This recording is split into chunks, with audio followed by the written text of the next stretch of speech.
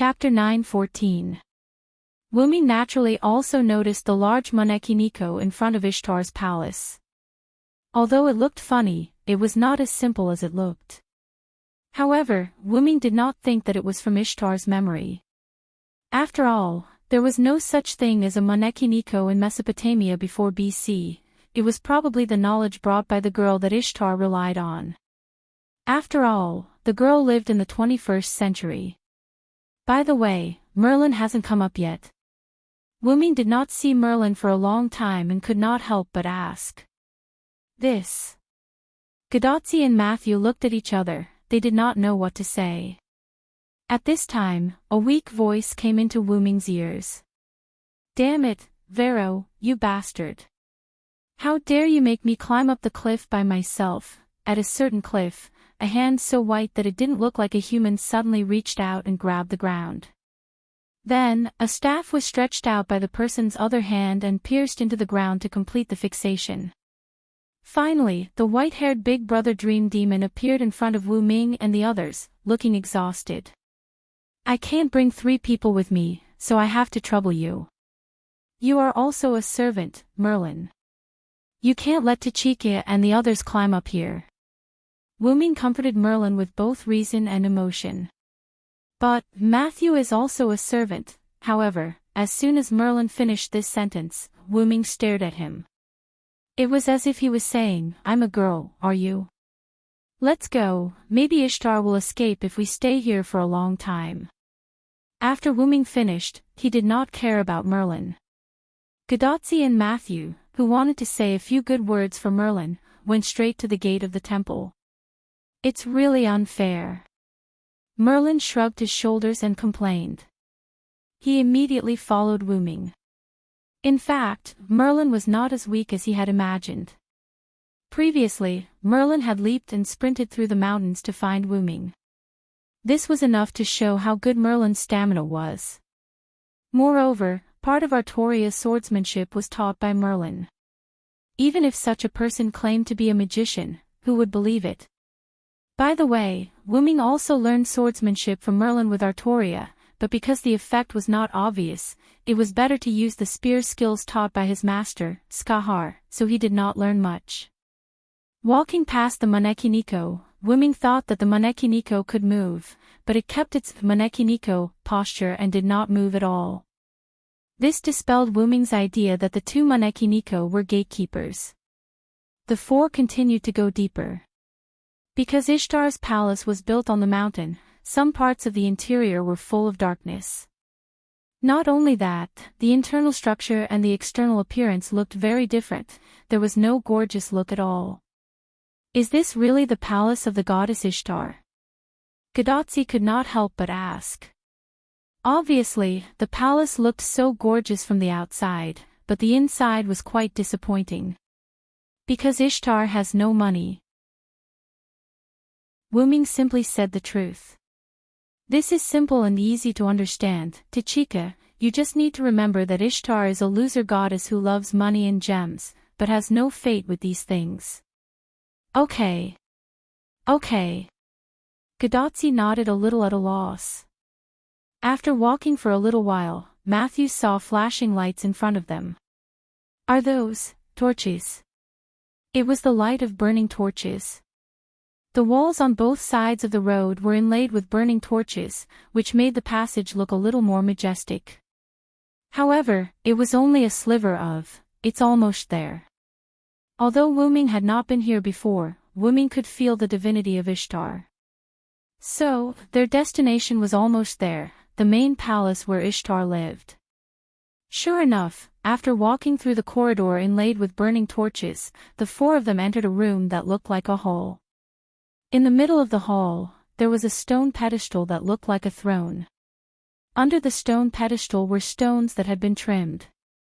The stones increased the height of the stone pedestal, which seemed to be deliberately designed. If one wanted to look at the person sitting on the stone pedestal, one had to look up and let the person on the stone pedestal look down on them. It had to be said that this was the work of the gods to make the visitors worship them. Directly above the stone pedestal, there was a big hole in the middle of the ceiling of the main hall. Although it was artificially repaired, it could still be seen that it was violently damaged. Sunlight shone through the big hole like a skylight into the palace, making the originally rather shabby palace look high-end and classy. And the stone pedestal happened to be completely illuminated by the sunlight. Whether it was morning or evening, as long as there was sunlight, the stone pedestal would be illuminated. This design was quite satisfactory. It seems that Ishtar's brain is not as bad as I thought. Wuming looked at the scene and nodded in praise. Of course, who do you think I am?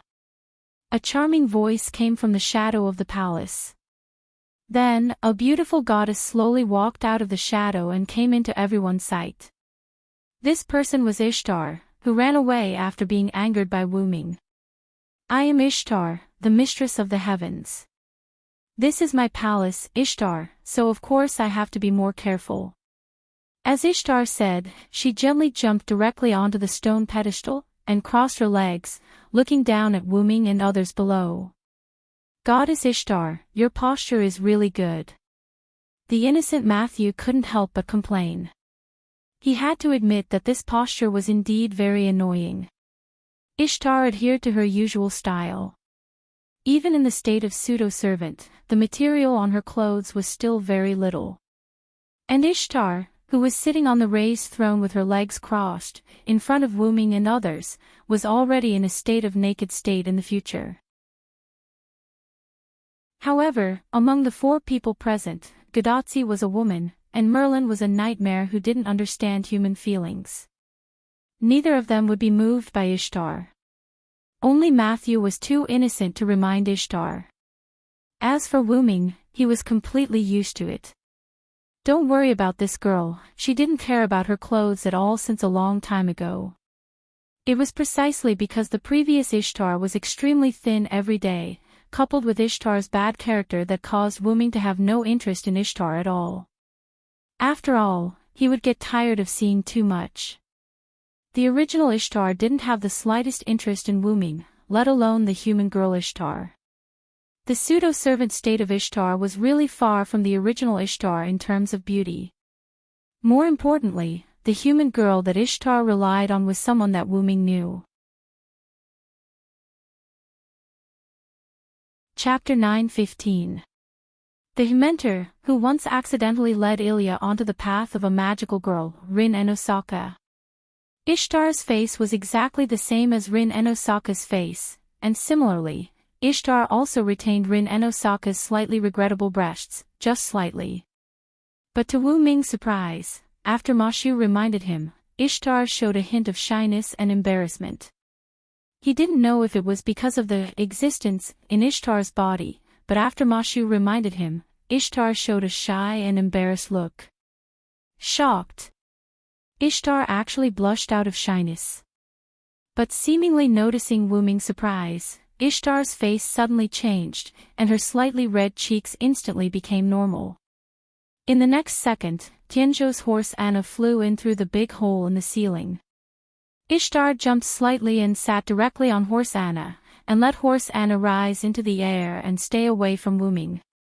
It could be considered as indirectly preventing her from being exposed. However, Wuming didn't give Ishtar any face. When Ishtar sat on horse Anna and moved, Wuming directly said the truth of his guess. By the way, were you hiding over there just now? Sigh. Wait, no, why would I hide over there? Although Ishtar seemed a little flustered, she immediately pretended to be calm. I thought you didn't dare to see me. In that case, let's get straight to the point. Wuming no longer held back with Ishtar. Come back to Uruk with us, mistress of the heavens Ishtar. The Uruk needs the power of your goddess. Wuming stretched out his right hand to Ishtar, who was flying high in the sky and bathed in the sun, and very simply and violently pulled her to his side. This made Gadotsi, Matthew, and even Merlin dumbfounded. Even Roman and Leonardo da Vinci, who were monitoring in Chaldea, were taken aback by Wuming's sudden invitation. Vilo-senpai, goddess Ishtar wouldn't agree. In the end, Matthew raised a question. Both sides were clearly standing on opposite sides, so why did Wu Ming still ask such a question that would definitely be rejected? Not only Matthew, but Gadotsi also didn't understand. Why wouldn't she agree? Ishtar never said that she wouldn't return to Europe with us. Everyone was stunned. Carefully recalling Ishtar's words, it seemed that it was indeed as Wu Ming said. Ishtar never said that she wouldn't return to Uruk. She only said that she wouldn't sign a temporary contract with Gadotsi. Ishtar, who was also stunned by Wu Ming's sudden invitation, also recovered at this moment. Ishtar was also surprised by Wu Ming's approach, but after carefully recalling, she really didn't say that she wouldn't return to Uruk. In other words, there was still a chance for things to turn around. Yes, Ishtar was a little happy, but she couldn't help it because Wu Ming was here.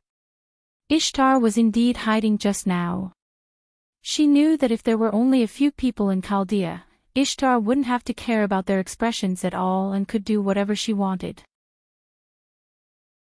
However, Wu Ming just had to come with her.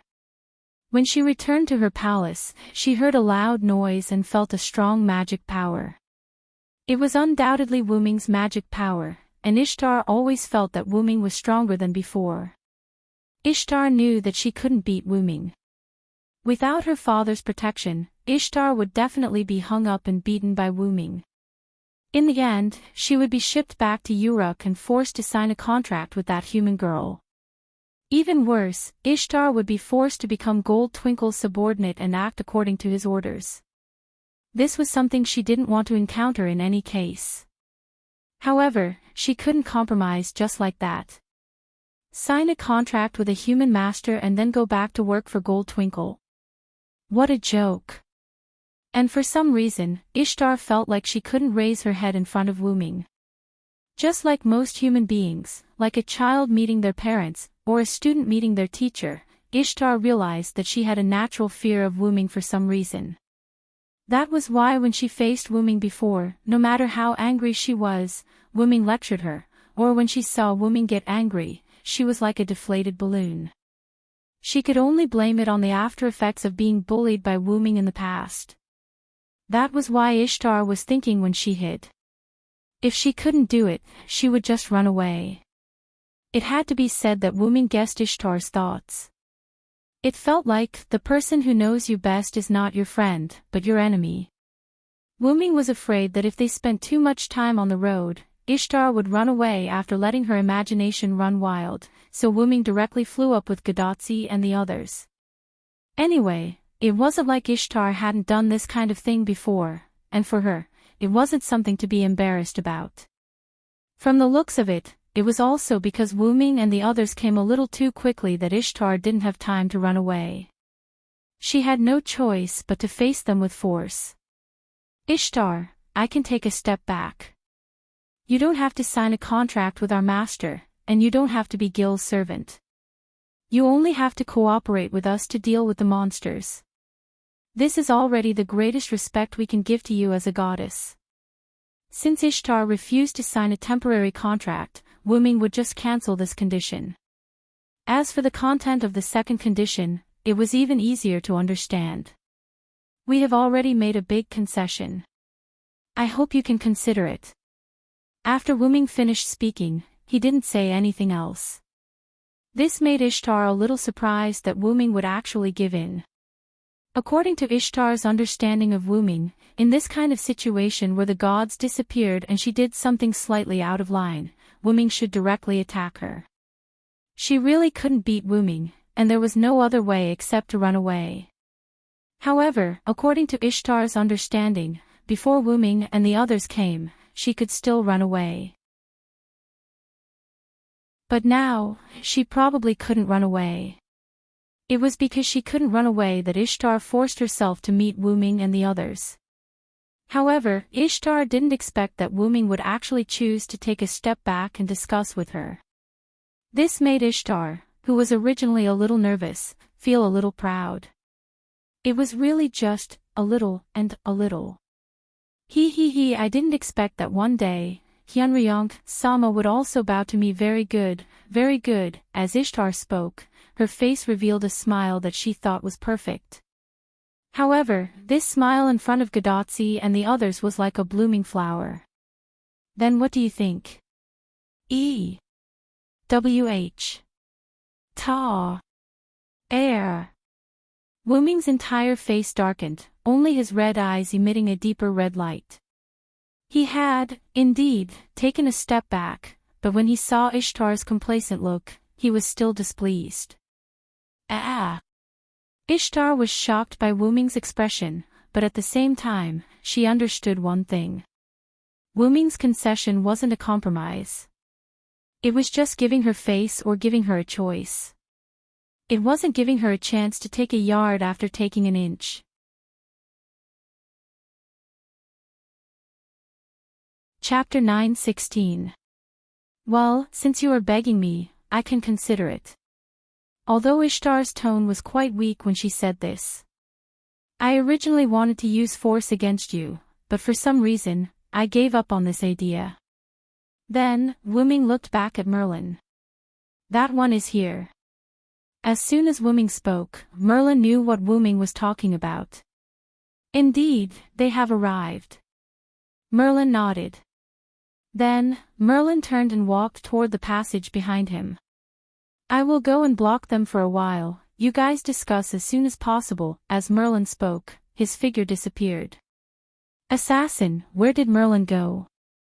After watching Merlin leave, Gadotsi immediately looked at Wuming. I will keep you in suspense. Wuming smiled at Gadotsi, then looked back at Ishtar flying in the sky. One last thing, I will fight for 1/10 of the treasures in Gil's treasure vault for you as a reward. 1/10. Ishtar was surprised, but the corners of her mouth subconsciously curled up. It was a surprise that came from the bottom of her heart. King Gilgamesh's treasure. Matthew couldn't help but repeat. Gilgamesh is the great king who collected all the treasures in the world. Even 1/10 of the treasures in the treasure vault is priceless. The goddess of beauty, harvest, and battle, mistress of the heavens Ishtar. You don't have to listen to the orders of Chaldea's master Tachika or the Uruk king Gilgamesh. You only need to listen to my instructions and fight the monsters with us. I will also fight for 1/10 of the treasures in King Gilgamesh's treasure vault for you as a reward. How about it, can you accept it? Wuming's voice was like magic as it entered Ishtar's ears like a bell. No problem. I accept. Ishtar looked proud as if she had earned a lot. In fact, when Wuming proposed to work together, Ishtar was hesitant to agree. Who would have thought that Wuming would ask for 1/10 of the treasures in Gilgamesh's treasure vault as a reward? This was something that Ishtar didn't expect. If she didn't agree now, what if Wuming went back on his word later? That was 1/10 of the treasures. It was more than enough to renovate this dilapidated temple. He, Ishtar, who was flying in the air, giggled as she fantasized about the treasures in her hands. She didn't notice the parchment in Wuming's hand, nor did she notice that there were 3 red marks on the back of Wuming's hand that looked like a bow and wings. 1 left wing, 1 right wing, and 1 arrow sandwiched between the left wing and the right wing. This was the pattern on the back of Wuming's hand.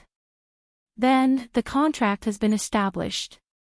Looking at the contents of the parchment, Wuming showed a triumphant smile.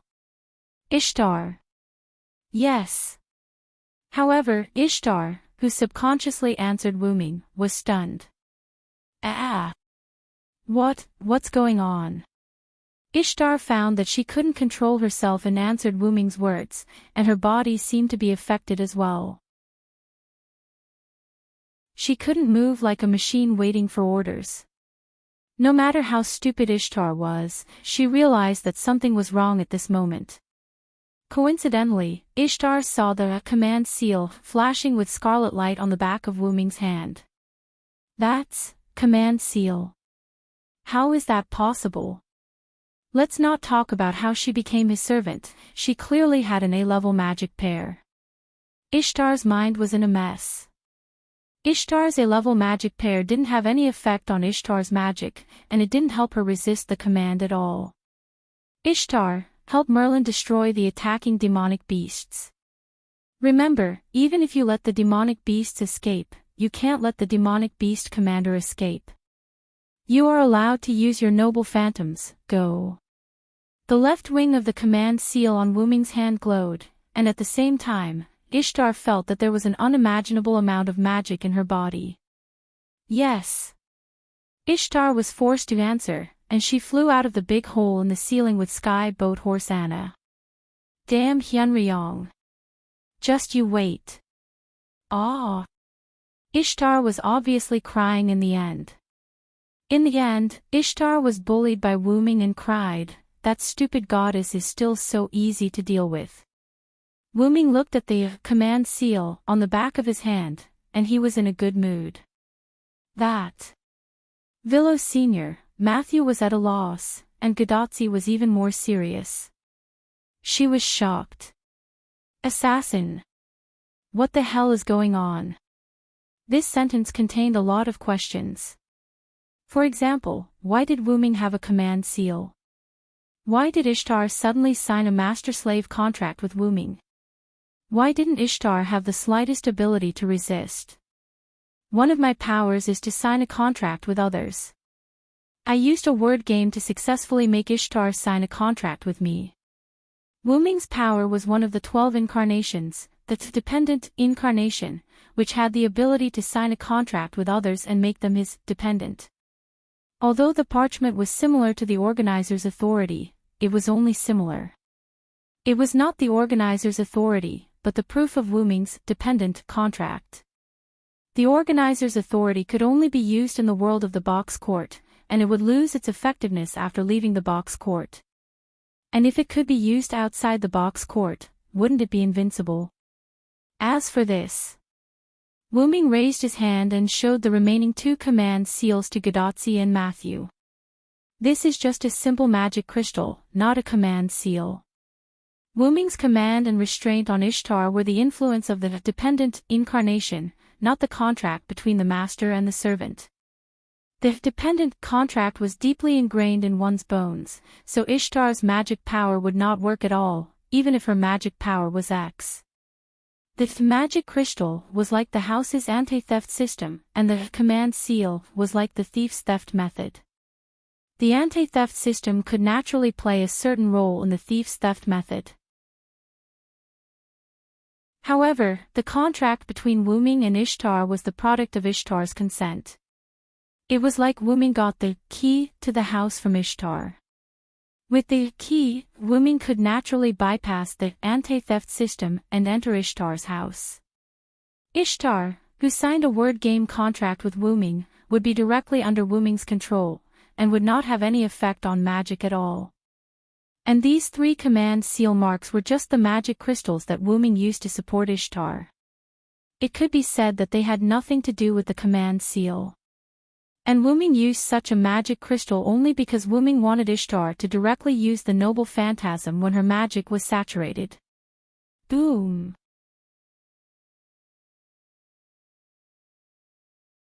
Chapter 9:17. The violent explosion shook the entire Abith mountain. Bits of stone fell from Ishtar's palace onto Wuming, Gadotsi, and Matthew. What was that sound? Gadotsi and Matthew both looked in the direction of the explosion. It's probably Ishtar releasing her noble phantasm.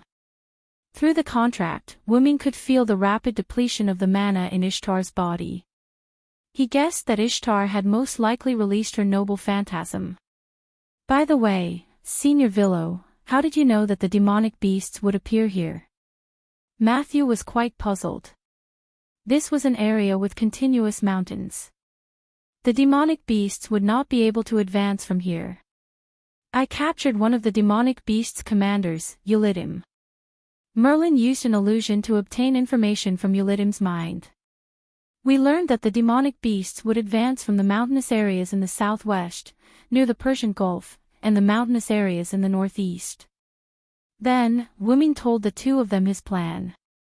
The reason why Wuming brought Gadotsi and Matthew here to look for Ishtar was not only to recruit Ishtar, but also one of the reasons why Wuming came here. He had already killed the demonic beast's commander, Ulidim, who was preparing to attack from the mountainous areas in the southwest. In addition, there was the Quetzalcoatl in the south. As for the southwest, Wuming could relax, but there was no one in the mountainous areas in the northeast. So, Wuming thought of Ishtar, who was still a lone follower. Not only could he get Ishtar to join them, but he could also deal with the demonic beasts that were advancing from here. It was simply killing two birds with one stone. The reason why Wuming changed his mind about using force against Ishtar was entirely because Wuming's mental strength had detected a large number of demonic beasts approaching. The reason why Merlin gave Wuming the confirmation of the demonic beast's arrival was that Merlin had already set up a magic spell nearby to detect the demonic beast's attack. When did he set it up? Of course, it was when Wuming brought Gadotsi and Matthew straight to Ishtar's palace. The reason why he did not bring Merlin was partly because Wuming could not bring 3 people with him. Another reason was to let Merlin set up a detection spell. Although Merlin often complained that he would bite his tongue while chanting spells, he was still a magician after all. Naturally, he could do that. Due to the unexpected arrival of the magical beasts and the fact that Ishtar's matter had not been settled yet, Merlin decided to use his hallucinating spell to stop the magical beasts for now. Therefore, after Wuming tricked Ishtar into signing the contract, Wuming immediately sent Ishtar to support Merlin. The reason why he used a magical crystal on Ishtar was so that Ishtar could use her noble phantasm directly. Because Ishtar had killed Abif Mountain, there was no sign of life at all. There was no need to consider whether it would affect the innocent. Ishtar could use her noble phantasm without any worries. Moreover, even if she could not kill the demonic beast commander, the other mass-produced demonic beasts would definitely be killed. At this time, if they went to support the demonic beast commander, it would most likely be the death anniversary of the demonic beast commander next year. Let's go, Tachika, Matthew. It's time to deal with the demonic beast commander. Although the entire northeastern region of Mesopotamia was full of mountains, it was rare that there was a small barren plain between the mountains and the northern wall. There were no obstacles in the south of this small plain, and it could directly connect to the Uruk. However, because there were mountains in the east, north, and west of this plain, it was not included in the range of the northern wall. The northern wall was close to the mountains in the west of this plain. Logically speaking, there was no need to worry about the mountains. After all, demonic beasts could not cross the mountains. However, since the demonic beast commander's raid on the Uruk, Gilgamesh set up a defensive barrier nearby. After all, no one knew if the demonic beast commander had more methods that humans had not seen before. Although the strength of the temporarily designed barrier could not be compared to the northern wall, it was only used to delay time after all. This was a plain. If demonic beasts really crossed the mountains and came here, the soldiers on the defensive wall would be able to see it at a glance. Then, the barrier here would temporarily block the demonic beasts while the soldiers lined up to report to the Uruk. Because this place was not far from the Uruk, it was convenient for them to inform the soldiers or send more soldiers. However, there had never been any traces of demonic beasts here. Perhaps the demonic beasts were really blocked by the mountains. But even so, Gilgamesh would not be careless. It was because of his carelessness against the demonic beast commander that the Uruk was ambushed from the underground that night, and 1/3 of the population was killed or injured. Once a large number of demonic beasts appeared here, the situation would definitely be terrible. After all, this place was very close to the Uruk. If the demonic beasts broke through here, the entire Mesopotamia might be doomed. After all, the demonic beasts that gathered together were not terrible. The terrible thing was that the demonic beasts that broke in would spread out and slaughter the human beings on the land behind the northern wall. Therefore, to be on the safe side, Gilgamesh also sent 2 servants who survived the last beheading operation to this place. On the temporary wall of the defensive wall, a girl wearing a rather revealing ancient Japanese-style armor walked up. A katana was hanging horizontally on her waist, and her long hair was tied into a knot on the left side to form a bun hairstyle. After that, her left ponytail fell to her waist. She looked quite handsome. This person was one of the 2 surviving servants, Ryder. Her real name was Nuwakamaru. As usual, she needed to check the situation of the soldiers and see if there were any demonic beasts attacking. Nuwakamaru, Sama, you came to inspect again. The soldiers were accustomed to it. They were quite respectful to the strong person who was summoned by King Gilgamesh. The young girl was agile and strong in martial arts. She was also kind and treated the soldiers equally. Thus, she was deeply respected by the soldiers. Demonic beasts won't come to the mountains, and we are here. You can rest assured.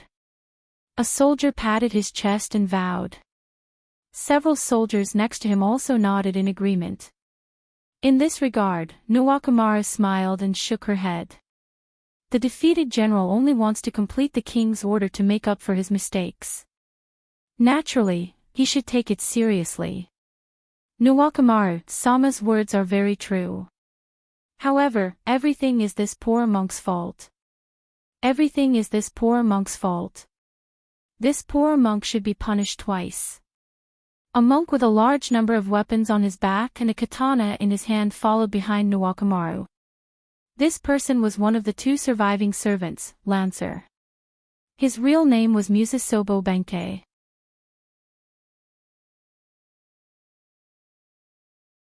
Chapter 9:18. Don't say that, Bianqing.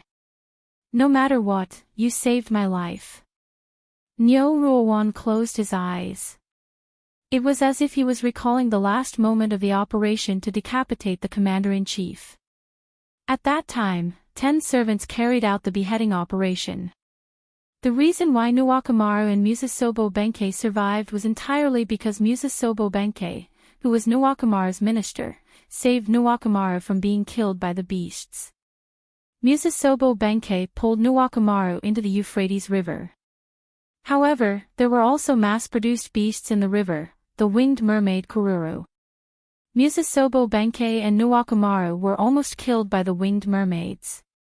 Fortunately, Musasobo Benkei activated his noble phantasm in time and temporarily affected the spirit of the winged mermaids. Musasobo Benkei and Nuwakamaru were able to escape, but both of them were seriously injured. It could only be said that it was fate. Although both of them were seriously injured, they were lucky not to die. By coincidence, both of them drifted to the North Wall. Both the Euphrates River and the Tigris River flowed through the North Wall. In the past, the Uruk did not defend these 2 rivers, causing a large number of winged mermaids to appear from the river and cause damage to the surrounding area. After that, according to Gilgamesh's plan, people set up a similar gate at the position of the 2 rivers passing through the North Wall. The effect of the gate was simple: beasts couldn't swim through, and the river flowed normally. Since demonic beasts couldn't swim past the barrier, the servants naturally couldn't swim past it. Nyo Ruowaru and Musashi Benkei were blocked outside the barrier. They happened to be discovered by the daily maintenance inspection personnel and were rescued. They were the only 2 servants who returned to Uruk alive. If Musasobo Benkei didn't pull Nuwakamaru into the river at that time, perhaps both of them would be buried in different groups of beasts like the other 8 servants who participated in the beheading operation. No, Lord Nyo Ruowaru. Chia-Ching of Musashigeru seemed to have something else he wanted to hide as he stammered. However, before Musasobo Benkei finished hesitating, on the wall of the stronghold, a soldier with sharp eyes suddenly saw a large cloud of dust on the plain in front of them. What's that? Many of the soldiers climbed to the top of the stronghold's walls to take a look. Even Nyo Ruowaru did not listen to the hesitant words of Takashige. Instead, he jumped onto the battlements of the tower and squatted down. Because of his clothes, Nyo Ruowaru's seductive figure looked in the direction where the soldiers were looking. Nuwakamaru, whose eyesight was much better than many soldiers, instantly saw what was coming toward them along with the dust. That's beasts. Thousands or even more red-furred lion-like magical beasts were mixed in the smoke and dust, charging towards them like a flash flood. It was a rather impactful sight. It's the mass-produced Yugur. Nuwakamaru's eyes sharpened, and he instantly felt that something was wrong. He could only say that it was all thanks to King Gilgamesh and military advisor Yuga's foresight. They had predicted that there would be beasts coming from here and set up the stronghold in advance. Otherwise, with so many beasts rushing over, without any defensive facilities, this place would definitely become the beasts' attack point, and they would destroy the entire Mesopotamia. Di Qing. Immediately return to the Uruk and report the situation here to King Gilgamesh and ask for backup. Nuwakamaru immediately jumped down from the high platform and went to Musasobo Benkei. This. Yes, Sir Nuwakamaru. Although Musasobo Benkei was a little hesitant, he immediately agreed. As for the reason why Nuwakamaru did not let the soldiers report to the Uruk but let Musasobo Benkei do it, it was entirely because the strength of the servants was much stronger than the human soldiers. This was indeed the gods' era, and the humans here were indeed much stronger than the modern humans. Their physical fitness was obviously different, but the servants were still stronger than the humans here. Therefore, it was the best choice to let one servant go to the Uruk to report, and the other servant to command the soldiers to resist the beasts. Gilgamesh let Nuwakamaru and Musasobo Benkei come together to guard this place. Although one less servant may lead to a decrease in combat power, it was better to be able to bring reinforcements faster than anything else. This was a war between humans and beasts, and the overall situation must be taken into account. Musasobo Benkei immediately set off. He did not need anything like a mount. The legs of a servant were the best means of transportation. Although Musasobo Benkei's dexterity was only C rank, but even a C rank's dexterity was much better than a human's. In addition, his durability had reached B+ rank. Musasobo Benkei could run all the way to the Uruk at high speed. Watching Musasobo Benkei leave, Nuwakamaru also pulled out the famed sword on his waist. Everyone, prepare to defend. Let these beasts see how powerful we are. Nuwakamaru was her nickname. Her real name was Minamoto Yoshitsugu. She was a general of the Minamoto family. Since she was a general, it was easy for her to command the soldiers. Oh. Although there were only a few of them, the soldiers still made a deafening sound. The soldiers began to defend themselves. Some soldiers set up spears in the gaps of the walls, while others set up bows and arrows in the concave battlements on the walls. Everyone was waiting for the magic beasts to approach, ready to attack at any time. Nuwakamaru held the famed sword bow LV and was ready to attack. She was ready to jump down when the beasts approached and used the Uruk as a springboard to cast her noble phantasm. Since the beasts can cross the mountain, there must be a commander commanding them from the back. Nuwakamaru gathered magic in her eyes and tried to look at the back of the army of beasts that was covered by the smoke. A lion-headed man was walking upright on the plain under the cover of the smoke. Just one. Nuwakamaru's mouth curved, and her face was a little twisted. Since she had found the commander of the beasts, what Nuwakamaru needed to do was to take the head of the commander. Moreover, she was not afraid of just one commander. With so many beasts around her as a springboard, even if she could not kill the commander of the beasts, the original Uruk, she was confident that she would not be forced to retreat here. However, things were not as simple as Nuwakamaru thought. Amidst this horde of magical beasts, red three-headed snakes that were as thick as small pythons appeared one after another on Wudjil's body. They were brought along by Wudjil as he charged towards the stronghold. Gradually, the entire horde of magical beasts became a horde of magical beasts mixed with lions and snakes.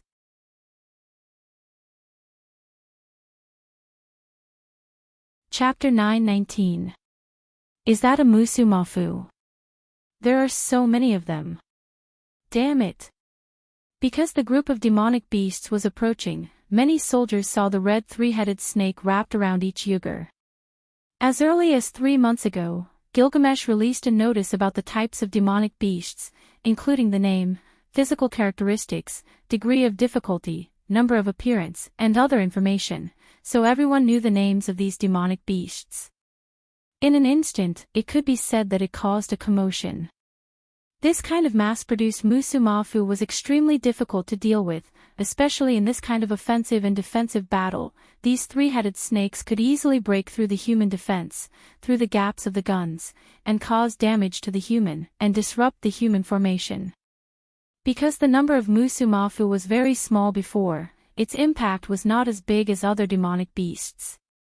Therefore, so far, the Uruk side had not made effective defensive measures against it. They could only shrink the gap of the guns to the extent that it would not affect the guns. However, these mass-produced musumafu could still get through, as if they were constantly evolving, their size was also shrinking. The gap of the guns could not be too small, or it would affect the performance of the guns, and these musumafu's size at the moment just happened to be able to get through such a gap, and there were so many of them. More than one demonic beast commander. Nuwakamaru could not help but sigh. Because every demonic beast had a prototype, every mass-produced demonic beast would only listen to the orders of the prototype demonic beast commander, unless the prototype demonic beast, that is, the demonic beast commander died. Since so many mass-produced musumafu appeared here, that is to say, the prototype musumafu, one of the demonic beast commanders, also came here. If it was only Yugur, Nuwakamaru could deal with it, and even have the opportunity to kill it. During the beheading operation, Shit Musasobo Benkei, and another servant were responsible for the demonic beast commander was the prototype Yugur. Unfortunately, the strength of the prototype Yugur was beyond their expectations, and the other servant died directly. If it were not for Musasobo Benkei risking his life to save her, Nuwakamaru would definitely die under the claws and fangs of the Yugur. Nuwakamaru's mission failed. Before Nuwakamaru said in front of the soldiers to make up for the mistakes, referring to the mistakes of the mission failure. Moreover, escaping death was not without any benefits. At least, after the last test, Nuwakamaru had figured out the strength of the demonic beast commander, prototype Yugur. Even if Yugur was a mythical beast, it was not out of the category of living creatures. So, as long as the head of the prototype Yugur was cut off, the prototype Yugur would definitely die. Nuwakamaru, who was holding Bo-Lu, was sure that the mass-produced Yugur demonic beasts were used as a springboard to cast his noble phantasm. After being strengthened by the noble phantasm, if Bo-Lu's attack hit the neck of the prototype Yugur, it would definitely be cut off. Therefore, when Nuwakamaru saw that the opponent's demonic beast commander was only Yugur, he was so happy that he almost became evil. However, this time, the opponent did not have one demonic beast commander, but two. Although the prototype Musumafu was nowhere to be seen, the other party must be lying in ambush somewhere. Sure enough, the beheading operation made the demonic beast commanders have a sense of crisis. As a result, two demonic beast commanders are now acting together. Nuwakamaru was rather melancholy as he pondered. At present, they could not retreat, and they could not block the attack. Looking at the soldiers around him who had lost their morale, Nuwakamaru made a decision. Since they could not advance or retreat, they might as well cut off all means of retreat. Even if there's another demonic beast commander hiding in the dark, I'll still chop off Yugur's lion head. Nuwakamaru shouted angrily and jumped down from the stronghold. She had decided to take the initiative. Master Nuwakamaru. The soldiers looked at Nuwakamaru's figure and could not help but worry. Retreat immediately. It's useless to stay here. Return to Uruk as soon as possible to get reinforcements. I'll hold the opponent back. Nuwakamaru did not even turn his head as he finished speaking and directly rushed towards the demonic beasts. The soldiers on the stronghold looked at each other. Although Nuwakamaru said so, they still could not make up their minds. If it was only Yugger, they could still hold on for a while. However, Yugger was entangled with Musumafu. Once Yugger brought Musumafu close to the stronghold, those Musumafu would definitely squeeze through the gaps between the weapons. There was no need to think about it.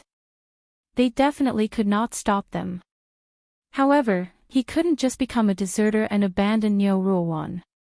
For a moment, the soldiers did not know what to do. However, the attentive soldiers discovered a problem. Something's not right. Based on the time it took for us to see the demonic beasts should have already rushed over at this distance. The attentive soldiers raised their doubts. The soldiers began to look around and discovered that the demonic beasts had not rushed over even after a long time. There was no change in the distance at all. Ever since they discovered Musumafu, the soldiers lost their morale and did not observe the enemy situation. That was why they did not discover anything. Now that they observed again, the soldiers really did discover something different. In the middle of the plains, a white-haired man holding a magic staff appeared out of nowhere and stood there. Is that the court magician, Lord Merlin? Some of the soldiers had seen Merlin before and immediately recognized the strange-looking Merlin. Could it be that Lord Merlin is helping us? That must be it. Otherwise, why would the demonic beasts seem to be walking on the spot? It had to be said that when humans faced a crisis, there would be a moment when their minds would become emotional. However, when humans escaped from a crisis and calmed down, their minds would also become clear in an instant. Indeed, Merlin had cast an illusion spell and successfully stopped the demonic beasts. However, it could only last for a while. Nuwakamaru, who had rushed out, also saw Merlin's figure. However, since she had already rushed out, there was no reason for her to return. Therefore, Nuwakamaru rushed to Merlin's side in one breath. Lord Merlin. Why are you here? Nuwakamaru was a little excited. It seemed that the Uruk's reinforcements had arrived. I just happened to pass by. The Uruk side still doesn't know the situation here. Merlin, who saw Nuwakamaru's expectation, gave her a merciless blow. Are you the only one who came here? Is this too dangerous? Nuwakamaru was startled. If Merlin's illusion spell was broken, then including Merlin, Nuwakamaru, and many soldiers would become food for the demonic beasts. For example, now. Bang! The sound of glass breaking was heard. The demonic beasts began their official charge as the light purple fog dispersed. I took the initiative to break the illusion spell. Merlin explained the situation without waiting for Nuwakamaru to ask. Lord Merlin. However, while Nuwakamaru was surprised, Merlin immediately spoke again. Don't worry, I didn't say that I came alone. Merlin smiled and then pointed to the sky. Nuwakamaru looked up subconsciously and found that a star was rising. And Gal Tak Hygel he, mountain shakes the star's salary.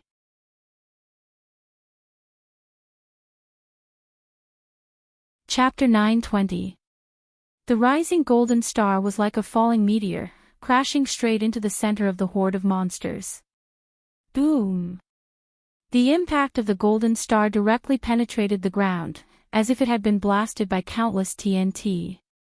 The rocks and soil were instantly burned into black powder by the flames, and then evaporated by the high temperature of the explosion. At the same time, countless monsters were also affected. If someone could see from the center of the explosion, they would see that the monsters were instantly vaporized by the flames and high temperature. The mass-produced Yujil was still fine. At least some of its limbs were left, such as its teeth and skull with a trace of magic power. The mass-produced Musumafu, which was much smaller than Yujil, suffered. Its entire body was engulfed by the high temperature of the explosion, and the flames had completely melted the slender bones of the mass-produced Musumafu.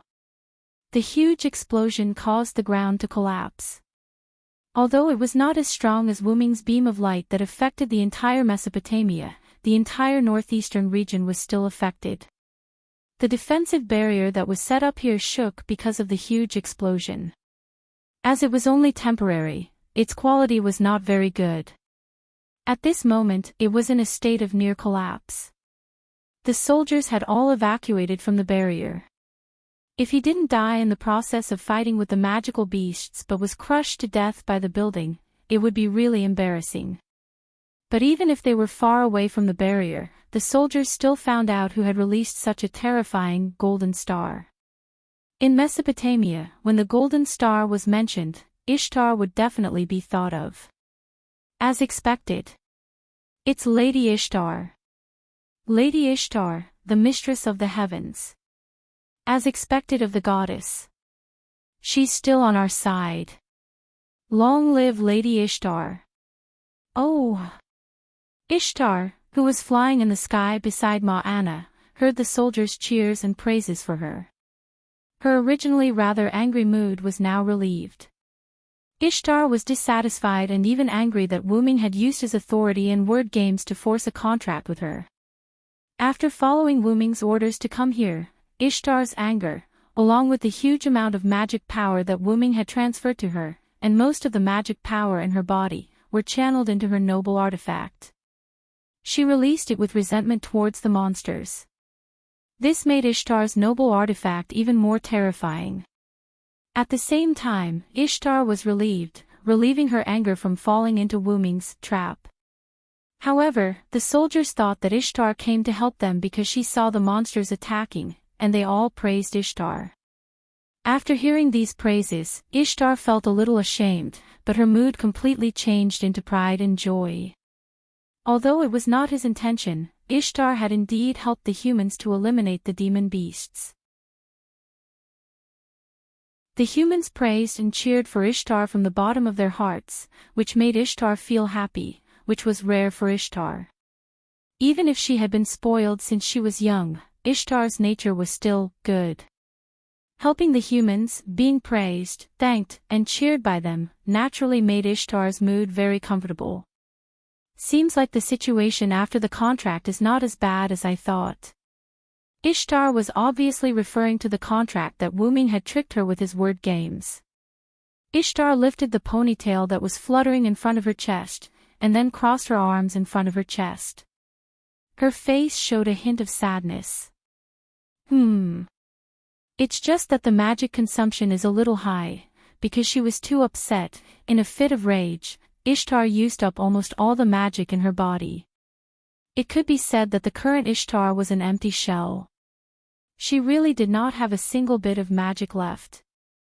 If there were enemies now, other than her advantage of being able to fly, she was completely a lamb waiting to be slaughtered. Looking at the end of the explosion, the ground was completely under the tower, and the ground was filled with smoke and dust. Ishtar nodded. Anyway, there's basically no such possibility. What's wrong? Are you lacking magic? Wu Ming, who had suddenly appeared beside Ishtar, suddenly spoke. Frightened, Ishtar hurriedly controlled the heavenly ship's horse, Anna, to retreat a distance away. You. When did you come over? Just now. Wu Ming replied very calmly, and then raised his hand again. The magic crystal on the right wing suddenly disappeared, and a large amount of magic was instantly replenished in Ishtar's body. Looking at Ishtar's dazed face, Wu Ming smiled. By the way, how does it feel to help a human? It feels pretty good. Although Ishtar still had a lot of resentment towards Wu Ming, she was already unable to be unyielding towards him. Because of Wu Ming, she was praised by the soldiers and received Wu Ming's magic. At this moment, Ishtar was even weaker than before. You can easily receive the praise of a human, and most importantly, you're very happy yourself. Why do you have to be a high and mighty and lawless goddess? Probably because of the fusion with Rin and Osaka. Compared to the original Ishtar, the current Ishtar was more reasonable, so Wu Ming began to reason with Ishtar. I don't want that. What I need is to be high and mighty. Humans only need to give me gems, I don't need their praise. However, these words were full of arrogance. Not only that, but Ishtar's actions were also full of arrogance. Ishtar once again crossed her arms and turned her head to the side to hide her blushing cheeks. Although the previous Ishtar was a little arrogant, now, she was more influenced by Rin and Osaka's arrogance. In this regard, Wu Ming did not say anything more. Instead, he looked at her quietly.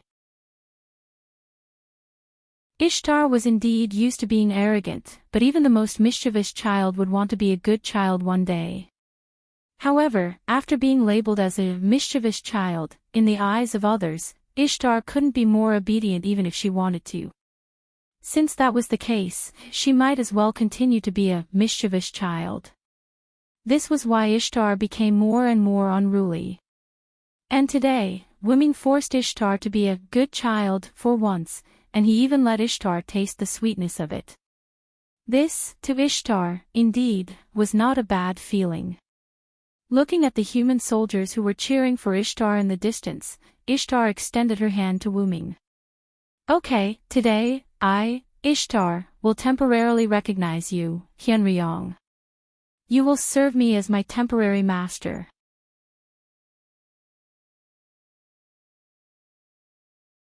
Chapter 921.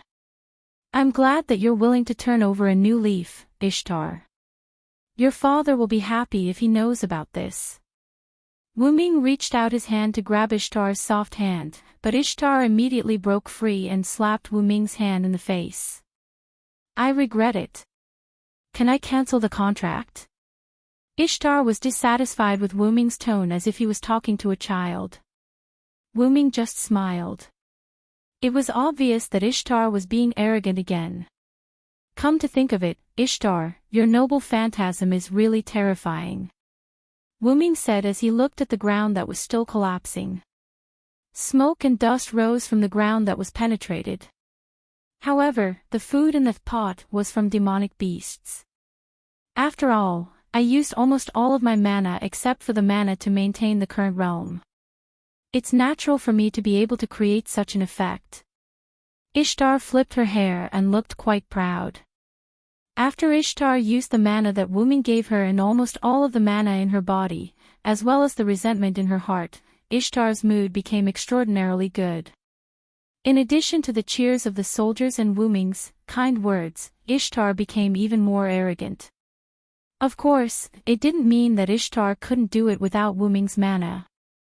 Ishtar's noble phantasm mountain shocking star's salary, and Galta Kagel-shi, was classified as a mountain noble phantasm.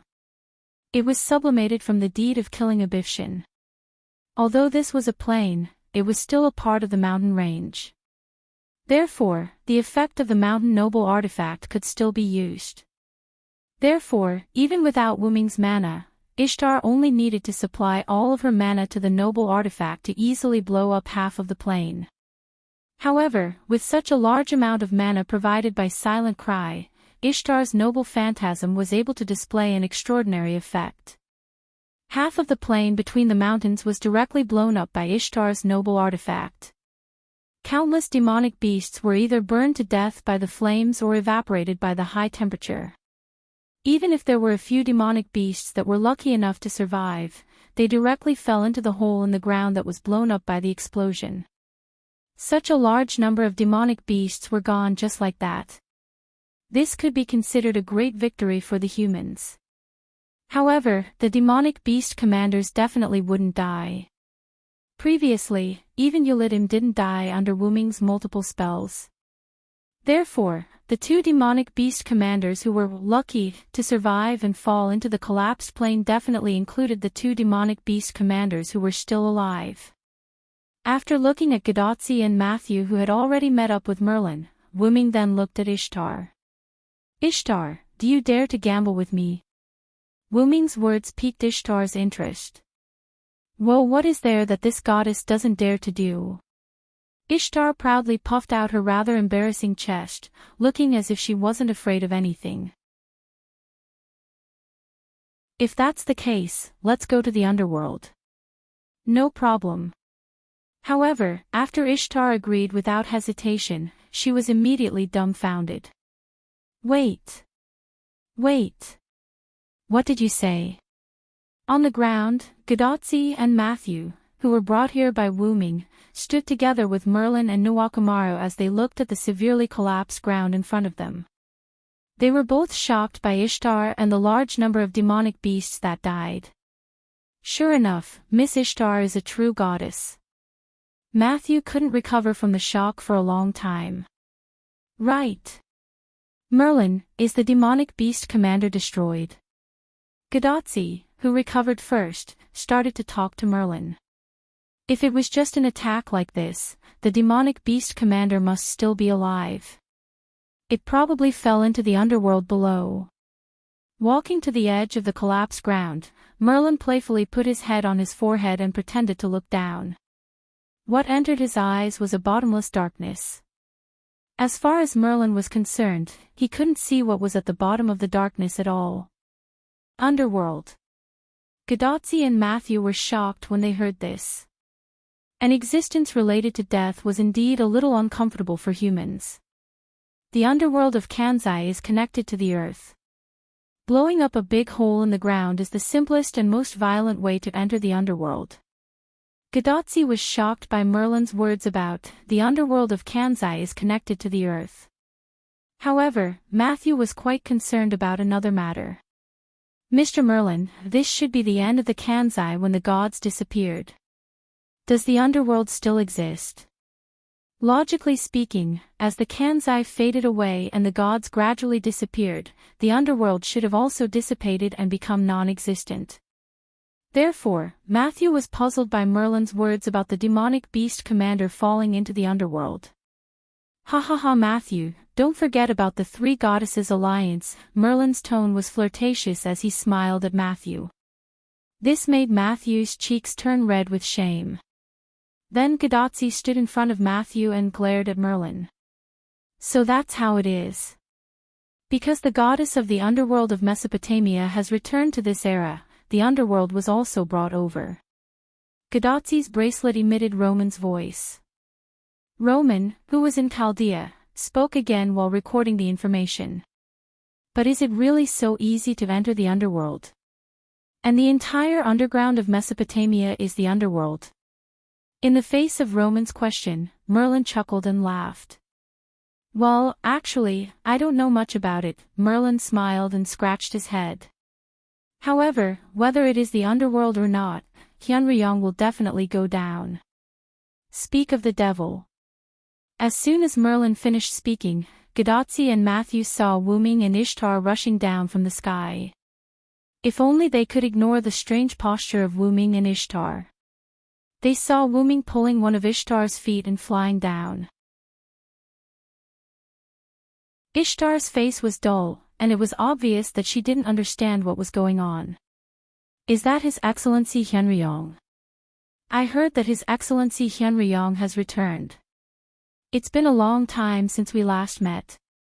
Nuwakamaru was deeply touched by the meeting between his peers and followers after half a year. Half a year ago, Wu-Ming appeared in Uruk one step ahead of them.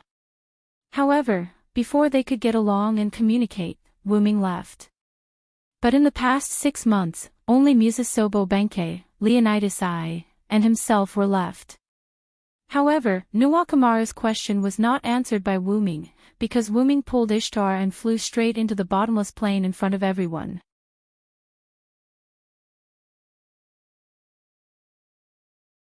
Chapter 922. That. Is it really okay for Ms. Ishtar to go to the underworld? Matthew, who had read Mesopotamia's mythology, knew very well that Ishtar arrogantly entered the underworld and was killed by the goddess of the underworld.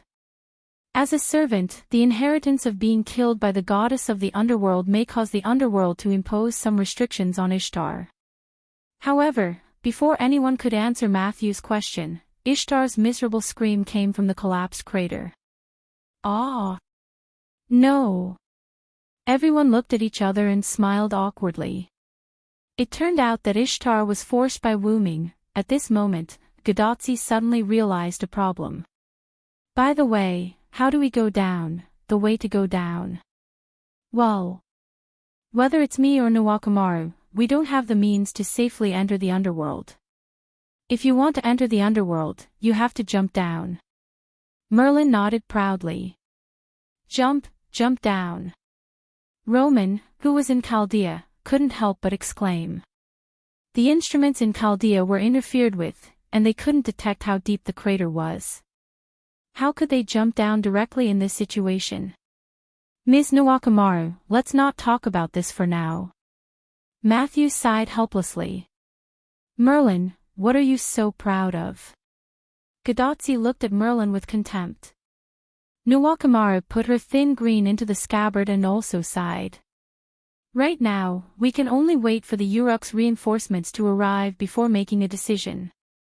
There are only a few of us, and we can't enter the underworld. Nyo Ruowan was, after all, a former general. Before he could determine whether Wuming, Ishtar, and the others needed reinforcements, he could not act on impulse.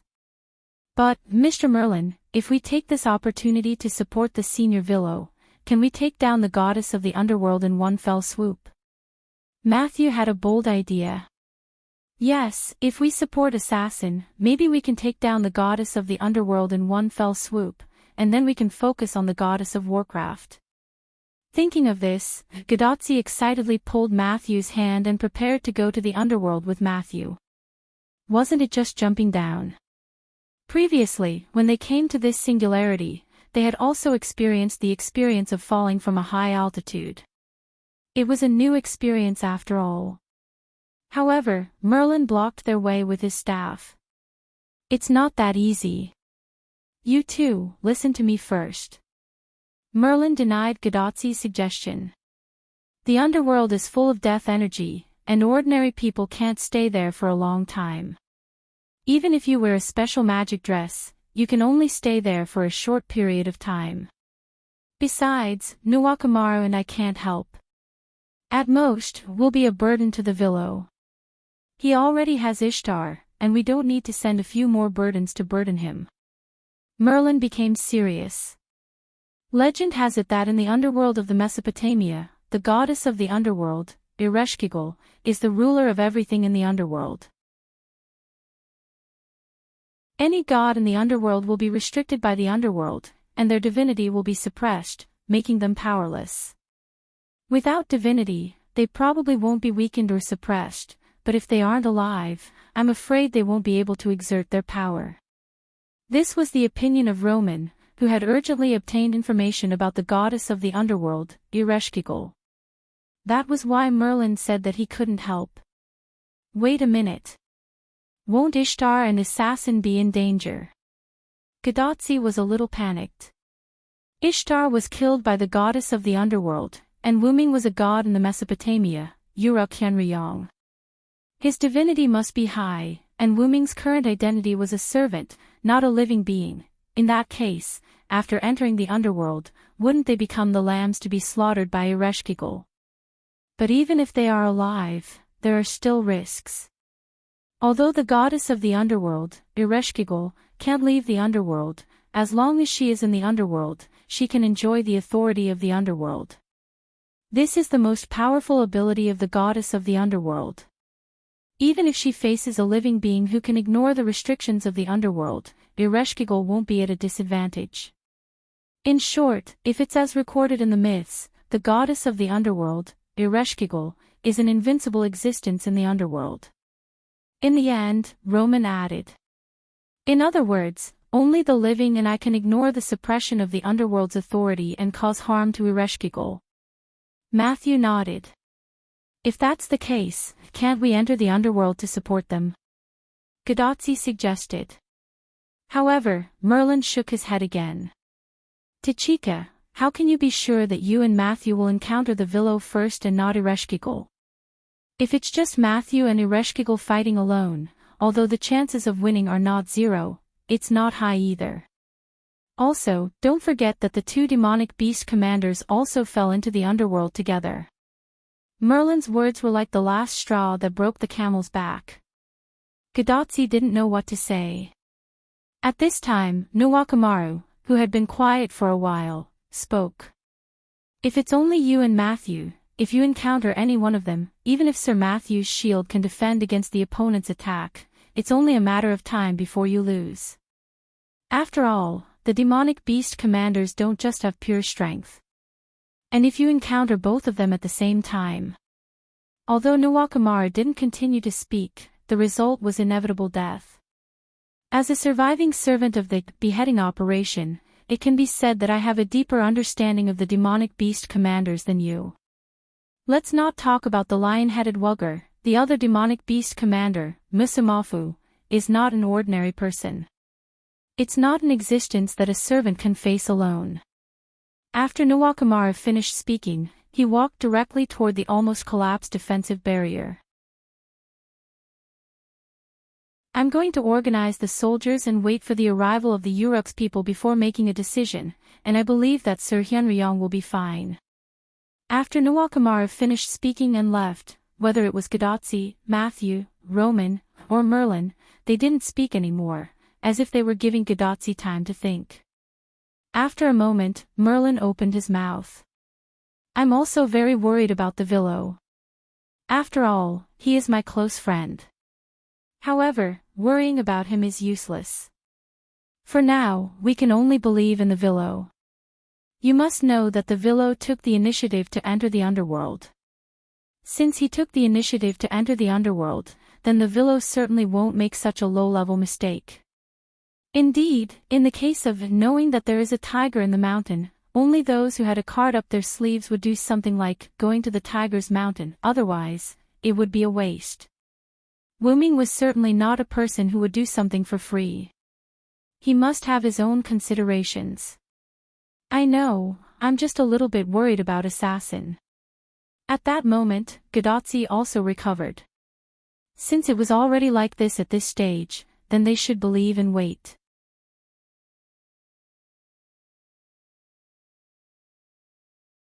Chapter 923. Deep underground, in the underworld. After Ishtar's noble phantasm caused the earth to shake, the entrance to the underworld was opened. Wuming brought Ishtar into the underworld. When they arrived at a path that looked like a stone bridge, Wuming let go of Ishtar's ankle and took a deep breath. As expected, the place is filled with the aura of death. Not only that, it was dark everywhere. Along the way, there were one or two cages that looked like spears with a floating blue flame. The entire underworld was filled with darkness and faint blue light. Ouch, ouch, ouch. Ishtar was lying there in pain. She struggled to get up and held her head as if she was having a headache. After Ishtar was brought into the underworld by Wuming in a rather rough way, she had bumped into many things along the way. Ishtar's head was the most injured. When Wuming let go of Ishtar, Ishtar's head hit the ground first. As expected, I shouldn't have trusted your perverted character. Ishtar rubbed her head as she stared at Wuming fiercely. As Wuming used to deal with Ishtar, he knew her very well. Not only that, Ishtar also had to deal with Wuming. Indirectly, Ishtar also had a good understanding of Wuming. Ishtar already knew that this guy was a perverted person. Now, Ishtar had a deeper impression of Wuming's perverted interests. Ah, you despicable guy. You know that the underworld has a natural suppressive effect on the gods. Why did you bring me in? Ishtar walked up to Wuming in a threatening manner, his eyes ferocious as he vented his grievances. Because we need to chase after the magical beast commander. Wuming naturally turned his head, spread his hands, and shrugged his shoulders with a helpless look. But why did you drag me in? Why don't you just come in yourself? Ishtar hugged her head with both hands. Her eyes were empty, as if she was in the depths of hell. Although the underworld was hell to Ishtar in a way, cough cough. I'm not feeling too well. Maybe it's because of the death aura in the underworld. That's all. I'm leaving now. You can deal with the matter of the beast commander yourself. To put it bluntly, Ishtar wanted to escape. However, Wuming would not let Ishtar escape. Ishtar, help me kill the commander of the magical beasts and investigate the situation of the goddess of the underworld, Ereshkigal. Buzz, Ishtar's body glowed with a red light as if she was under a command spell.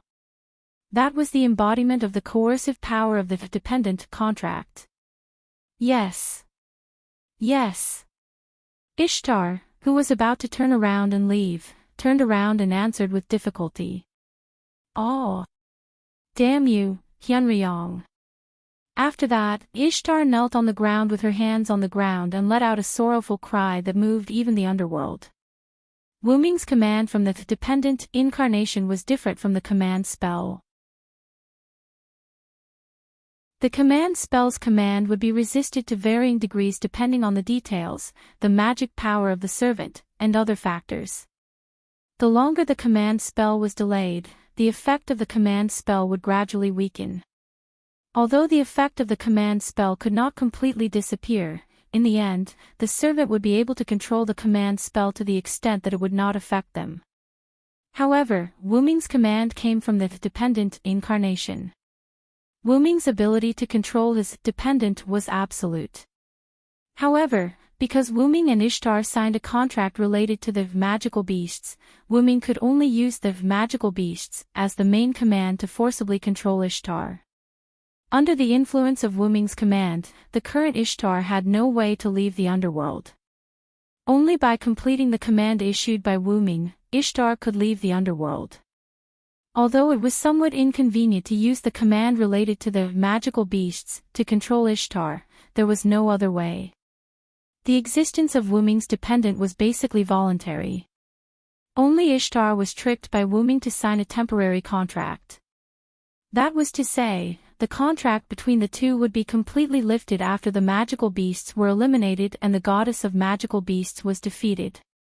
It was basically impossible to make Ishtar sign a contract with Wuming from the bottom of her heart.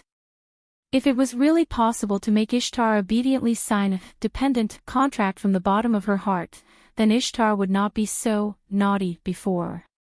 Although Wuming also considered setting a word trap to make Ishtar his dependent permanently, Wuming considered that the disadvantages of making Ishtar his dependent outweighed the advantages, so Wuming gave up on the idea. Although Ishtar was the mistress of the sky in Mesopotamia and was a rather powerful goddess, she was also a willful fool. If Wuming really used a word game to trick Ishtar and make her his dependent, it would certainly solve the problem of Ishtar's willfulness once and for all. However, if Wuming really did that, it would probably be enough for Wuming to suffer. In the end, Wuming would definitely end up tricking himself. Just the attributes of being a fool and a loser could make Wuming suffer. Through the past, Wuming was very sure of this. Let's go, Ishtar. We came to the underworld for business. After knocking Ishtar's head, Wuming took the lead and walked along the road. Damn it, I didn't want to come to the underworld. You were the one who dragged me here. Ishtar was now feeling very wronged. Why am I so unlucky to meet this guy, Hyunryong? God, Father God, where are you? Your daughter is now suffering under Hyunryong. Come and save your daughter. Ishtar, who was clearly a goddess, prayed to God. It was enough to see that Wuming was driving Ishtar crazy. Your father once asked me to take good care of you, and now, I have a way to make you obedient. The way was of course referring to the dependent contract. Wuming turned around and looked at Ishtar, who was praying with her hands clasped together but was stunned by Wuming's words. I will teach you well during this time, stupid goddess Ishtar. In the end, Wuming gave Ishtar a rather pleasant smile, but this smile was like the smile of the devil in Ishtar's eyes. At this moment, before Ishtar could look forward to the cruel future, the roar of a magical beast came into their ears. Wuming and Ishtar looked at each other, both of their eyes were full of solemnity. Immediately, Wuming ran directly in the direction of the roar of the magical beast, and Ishtar had no time to look forward to the cruel future, and directly followed Wuming's footsteps. No matter what, dealing with the magical beast was the most important thing at the moment.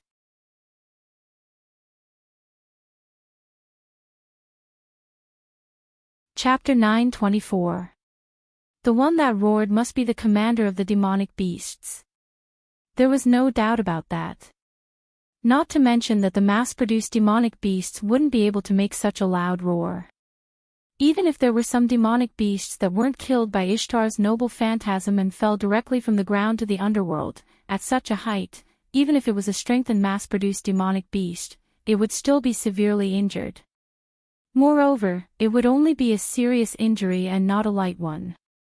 Perhaps, only the demonic beast commanders with extremely strong physiques could fall to the underworld unscathed. Then, what did the uninjured magical beast commander encounter that caused him to let out such a bluffing roar filled with shock and panic? The answer was that the demonic beast commanders were attacked by the garrulous spirits. The roads in the underworld went from the top to the bottom. They were all stone bridges that were naturally formed in the underworld. The stone bridges intersected with each other and extended downwards like a maze. But apart from that, there were also places where a few stone bridges converged to form a platform in the underworld. At this moment, Wuming and the rather reluctant Ishtar stood at the edge of a stone bridge and looked down at the platform that was formed by the stone bridges. There was a gigantic humanoid creature that was covered in red fur but had the head of a ferocious lion. It was one of the 11 demonic beast commanders, the lion-headed Wugger. Surrounding the tall Wugger was a group of skeletons with huge claws that didn't have legs. Their claws were as big as the heads of these skeletons. These skeletons were the garrulous spirits. The garrulous spirits emerged from all over the place and swarmed towards Wugger as if they had seen their enemy. Since these garrulous spirits had no legs and were in the underworld, they all floated in the air of the underworld. Because of this, these garrulous spirits were all over Wujul's body. His head, back, legs, claws, and even the mane on his neck were all firmly grasped by the garrulous spirits with their giant claws. No matter how hard Wujul struggled, he couldn't shake off the garrulous spirits. His physical attacks were basically useless against the garrulous spirits because they were spirits. Every time the garrulous spirit was torn apart by a claw, it would recover in less than a second. The garrulous spirit's claws, on the other hand, were firmly fixed on Ujar's body while constantly dealing damage to him. Claw marks appeared on Mount Wujul, and traces of blood appeared on Wujul's body, attracting even more garrulous spirits to swarm him. It had to be said that the demon commander's physique was truly tyrannical. If it were a servant, perhaps their spirit base would have already been forced to retreat after withstanding so many garrulous spirits' attacks. However, Wujur was still as lively as ever. Even the angry roar produced by the garrulous spirits was particularly powerful. The demon commander's physique is extremely strong, but it is precisely because of this that they appear to be in a predicament when facing spirits without a physical body. Like a commentator, Wuming said lightly, and Ishtar heard it clearly. However, Ishtar didn't care about it. But this is a demon commander that is comparable to the Father God. The implication was that only those ordinary mass-produced demons lacked the means to deal with spirits. For a demon commander that was not on the same level as a mass-produced demon commander, how could it only have an advantage in terms of physique? Wujul is the lion of the sun. It certainly can't be that its physique is far beyond imagination. After Ishtar finished speaking, as if to reflect Ishtar's words, Wujul finally stopped using its claws to deal with the garrulous spirits. Wujul opened its mouth wide, and a sun-like radiance appeared in the underworld. In an instant, the garrulous spirits that were attacking Wujul were stimulated and retreated.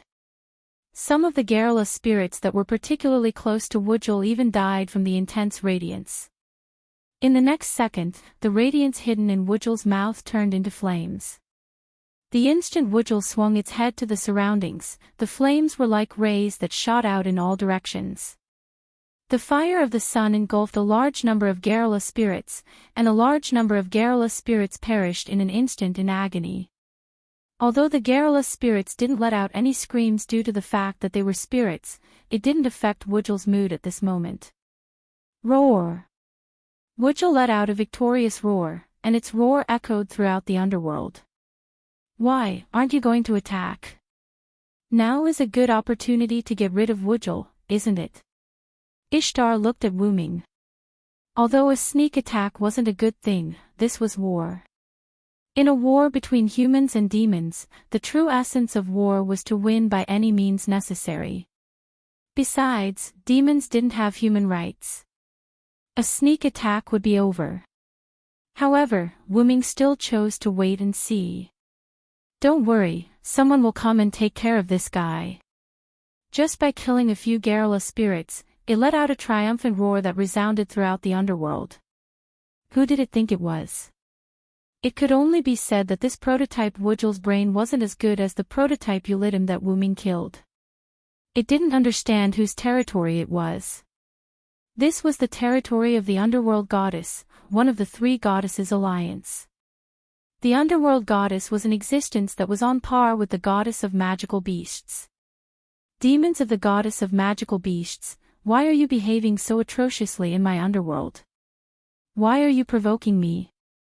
The voice of a creator resounded throughout the underworld, and Wujul subconsciously shut its mouth. Ishtar was so frightened that she trembled. At the same time, Ishtar also understood who Wuming was referring to when he said, "Someone will come and take care of Wujul." It sounds a little like your voice. Wuming glanced at Ishtar. However, Ishtar rolled her eyes at Wuming. What nonsense are you talking about? This voice clearly belongs to Ereshkigal. Ishtar didn't want to talk about Ereshkigal. It could be said that other than Wuming, only Ereshkigal could give Ishtar a headache. After all, Ereshkigal had once stripped, pierced, and killed Ishtar when she was in the underworld. Before Ishtar could recall the past, Ereshkigal spoke again. Since you dare to behave atrociously in my underworld, prepare to die.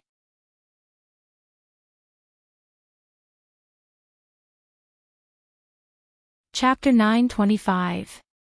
However, the words that sounded like a death sentence did not strike fear in Yukar. Although Wujul had subconsciously shut its mouth, it did not mean that it was afraid. Perhaps this was what the saying, "the ignorant are fearless," meant. Roar. Perhaps Yukar's brain was really not working well. It actually roared at the majestic voice in the void as if it was provoking it. Is it crazy? Wuming, who could understand the language of the monsters, naturally knew what Yukar was doing. After translating and subtracting the profanities, it was more or less, bring it on. But a mere Yukar actually dared to challenge the goddess of the underworld alone. Both Wuming and Ishtar knew that Yukar would die without a doubt. As expected, after Wujul let out a roar, black and gray stone pillars rose from the ground at irregular angles, as if they were dead. They firmly restrained Wujul's limbs. Although the sudden restriction gave Wujul a fright, he did not show any signs of panic or any other emotions. Wujul actually used brute force to break the rock pillar into pieces. Roar! Yukar stomped on the rock pillars until they were crushed under its feet. Then, it let out another roar of victory. This guy is definitely done for. Ishtar could not bear to look at the scene in front of him. To provoke Ereshki Gale in such a manner, if the original Yukar was supposed to die, then perhaps even its soul would be shattered by Ereshki Gale. As the other half of Ereshkigal and Ishtar's trip to the underworld, Ishtar understood Ereshkigal quite well. After Wugol let out what he thought was a victorious roar, but it was actually a declaration before his death. More rock pillars rose from the ground and restrained Wugol's body and limbs. However, after being restrained once again, Wujul was still about to use his brute force to break free. At that moment, the rock pillars instantly exploded and were replaced by spears of light. At the same time, they replaced the rock pillars to restrain Wujul's body even more. That's Ereshkigal's spear. Ishtar frowned at the scene as if she recalled something bad. However, the light spears were no different from the rock pillars to Yukar. It was just a matter of whether they looked good or not. However, just as Wujul was about to use the brute strength his mother had bestowed upon him to break free from the spears of light, a large number of new spears of light instantly appeared on the spears of light. They pierced into Wujul's flesh, causing him to cry out in pain. Roar, roar, roar. The light spears didn't miss a single part of Yukur's body. From top to bottom, head, neck, shoulders, chest, back, waist, abdomen, legs, knees, arms, and joints, they didn't miss a single spot. And because they pierced into Yukur's limbs, waist, and abdomen, Yukur's brute force was sealed and he couldn't use it anymore. I didn't expect Yukur to be able to withstand this attack. From Ishtar's point of view, being pierced by these light spears in the underworld was basically equivalent to death. But Yukur relied on the strength of his body to prevent all the light spears from piercing into his body. I have to say, I really can't underestimate a magical beast commander. Ishtar's expression turned grave. She finally understood how powerful a magical beast commander was. If she were in Wujul's shoes, her spirit base wouldn't be able to withstand these spears of light without any defenses. She would have been pierced in an instant. It could only be said that one of the magical beast commanders, the original Wugol, was not very smart. Otherwise, with such a powerful physique, it would have been able to escape from the underworld before Aleshki Gaol made his move. But this Yukur was like a stubborn donkey. He didn't have the slightest intention to beg for mercy or repent. Instead, he opened his mouth and condensed the light of the sun again. Yukur's eyes were filled with the desire to kill and take revenge. How could this guy still want revenge in such a situation? Did he become arrogant because he didn't die time and time again? Or was Yukur really that confident in himself? Wuming felt that it was the former. No, this wasn't a problem of arrogance or confidence. To be more precise, it should be a problem with Yukur's brain. In the legends, it was described that Tiamat's son, Kingu, led the magical beasts to fight against the gods. The reason why Kingu led the magical beasts was probably because the magical beasts sired by Tiamat weren't intelligent enough. Wuming guessed that the reason why the demonic beasts lost was probably because there was a problem with their IQ. This might be the price to pay for obtaining great power. Tiamat's 11 sons are probably lacking in intelligence.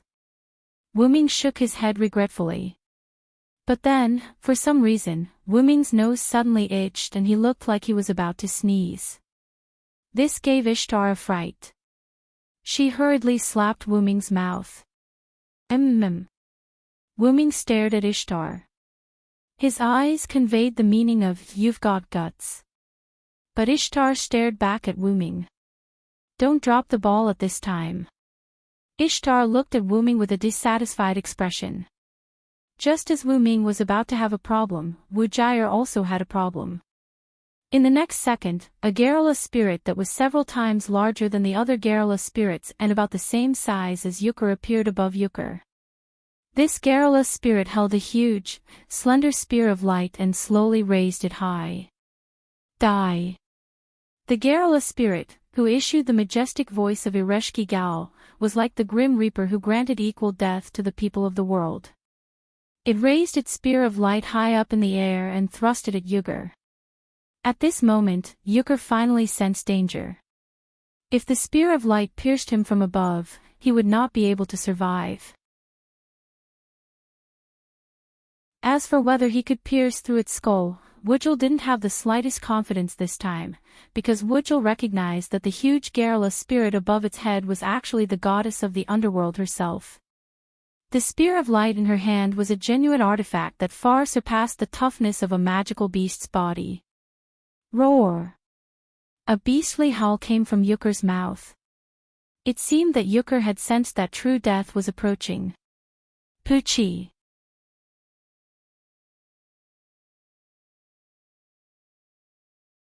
Chapter 9:26. Blood splattered all over the rock platform, and Ujar stopped moving.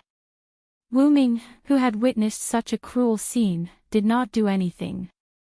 Ishtar, who did move, only felt pity for Ujar's intelligence. No wonder these demonic beast commanders have not taken down the humans even after 3 months. It's because of their intelligence. Ishtar had to admit that King Gilgamesh was indeed a virtuous king, but the intelligence of the demonic beast commanders was also a major factor that affected the demonic beast battlefront. Alright, the demonic beast commanders have been eliminated. Let's go. Ishtar said, and wanted to leave quietly without alerting Ereshkigal. But, haven't you noticed? We've been discovered long ago. Wuming looked at Ishtar in disdain.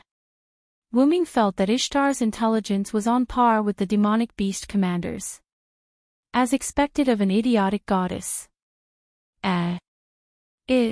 Is that so? But, at this point, Ishtar also noticed the problem.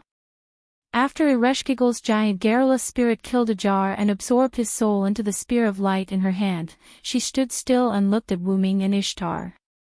Although there were a lot of rocks covering the two of them, there was no doubt that Ereshkigal had discovered them. Ereshkigal is the mistress of the underworld. You can say that when we entered the underworld, Ereshkigal already knew. As the only god in the underworld, Ereshkigal's authority was beyond imagination. But that was all. That's true. Ishtar's shoulders drooped helplessly, and she looked powerless. Ereshkigal only spoke after Ishtar showed a powerless look, as if she was waiting to see Ishtar make a fool of herself. Yura Kyanryong, mistress of the sky Ishtar, I already know why you are here. The demonic beast Ajar has been killed by me, and the other demonic beast Musamafu has escaped from the underworld. There is nothing you want here, leave quickly. Wuming could not help but have a trace of doubt.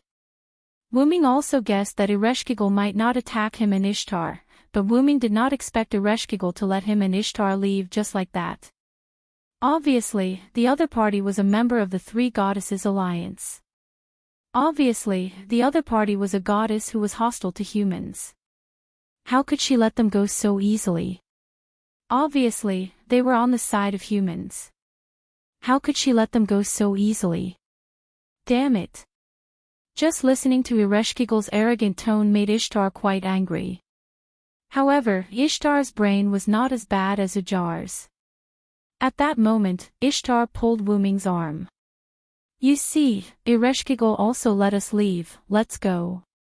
However, Wuming was not moved, because Wuming came to the underworld not only to eliminate the demonic beast commander. Wuming's order to Ishtar was also very clear. Eliminate the demonic beast and investigate the underworld goddess. It's not easy to have the opportunity to get in touch with Ereshkigal, you can leave first. Wuming's order to Ishtar to eliminate the demonic beast commander had been completed, so the power from the dependence that restricted Ishtar from leaving the underworld had disappeared, and Ishtar could leave the underworld now. You want to face Ereshkigal alone. The original whisper was also raised a few decibels because of surprise. Hey! Although I don't want to admit it, you are the strongest on our side, right? How can you face one of the Three Goddesses Alliance alone? What if something happens? Ishtar lowered her voice as much as possible and leaned over Wuming's ear and nagged. However, the response to Ishtar was Wuming's palm. I actually let an idiot like you worry about me, how embarrassing. Wuming's palm pressed onto Ishtar's beautiful face, which could be considered as a response to Ishtar's previous slap on his face. Damn. I'm not worried about you. I'm just worried. If you die, my reward will go down the drain. Ishtar struggled to pull Wuming's hand up from her face while looking for an excuse for herself like a proud textbook. Helplessly smiling, Wuming finally persuaded Ishtar to leave. You should go back to the surface first, I'm a little worried about the escaped Musumafu. Ereshkigal would not lie about this kind of thing, so the other demonic beast commander Musumafu must have escaped. Looks like the demonic beast commander is not completely brainless like Wugger. At least the demonic beast commander Musumafu would escape, unlike the stubborn Wugger.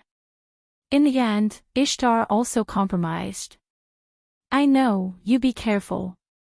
After Ishtar finished speaking, she summoned the heavenly ship's horse Anna, placed her hand on the horse Anna, and Ishtar slowly rose.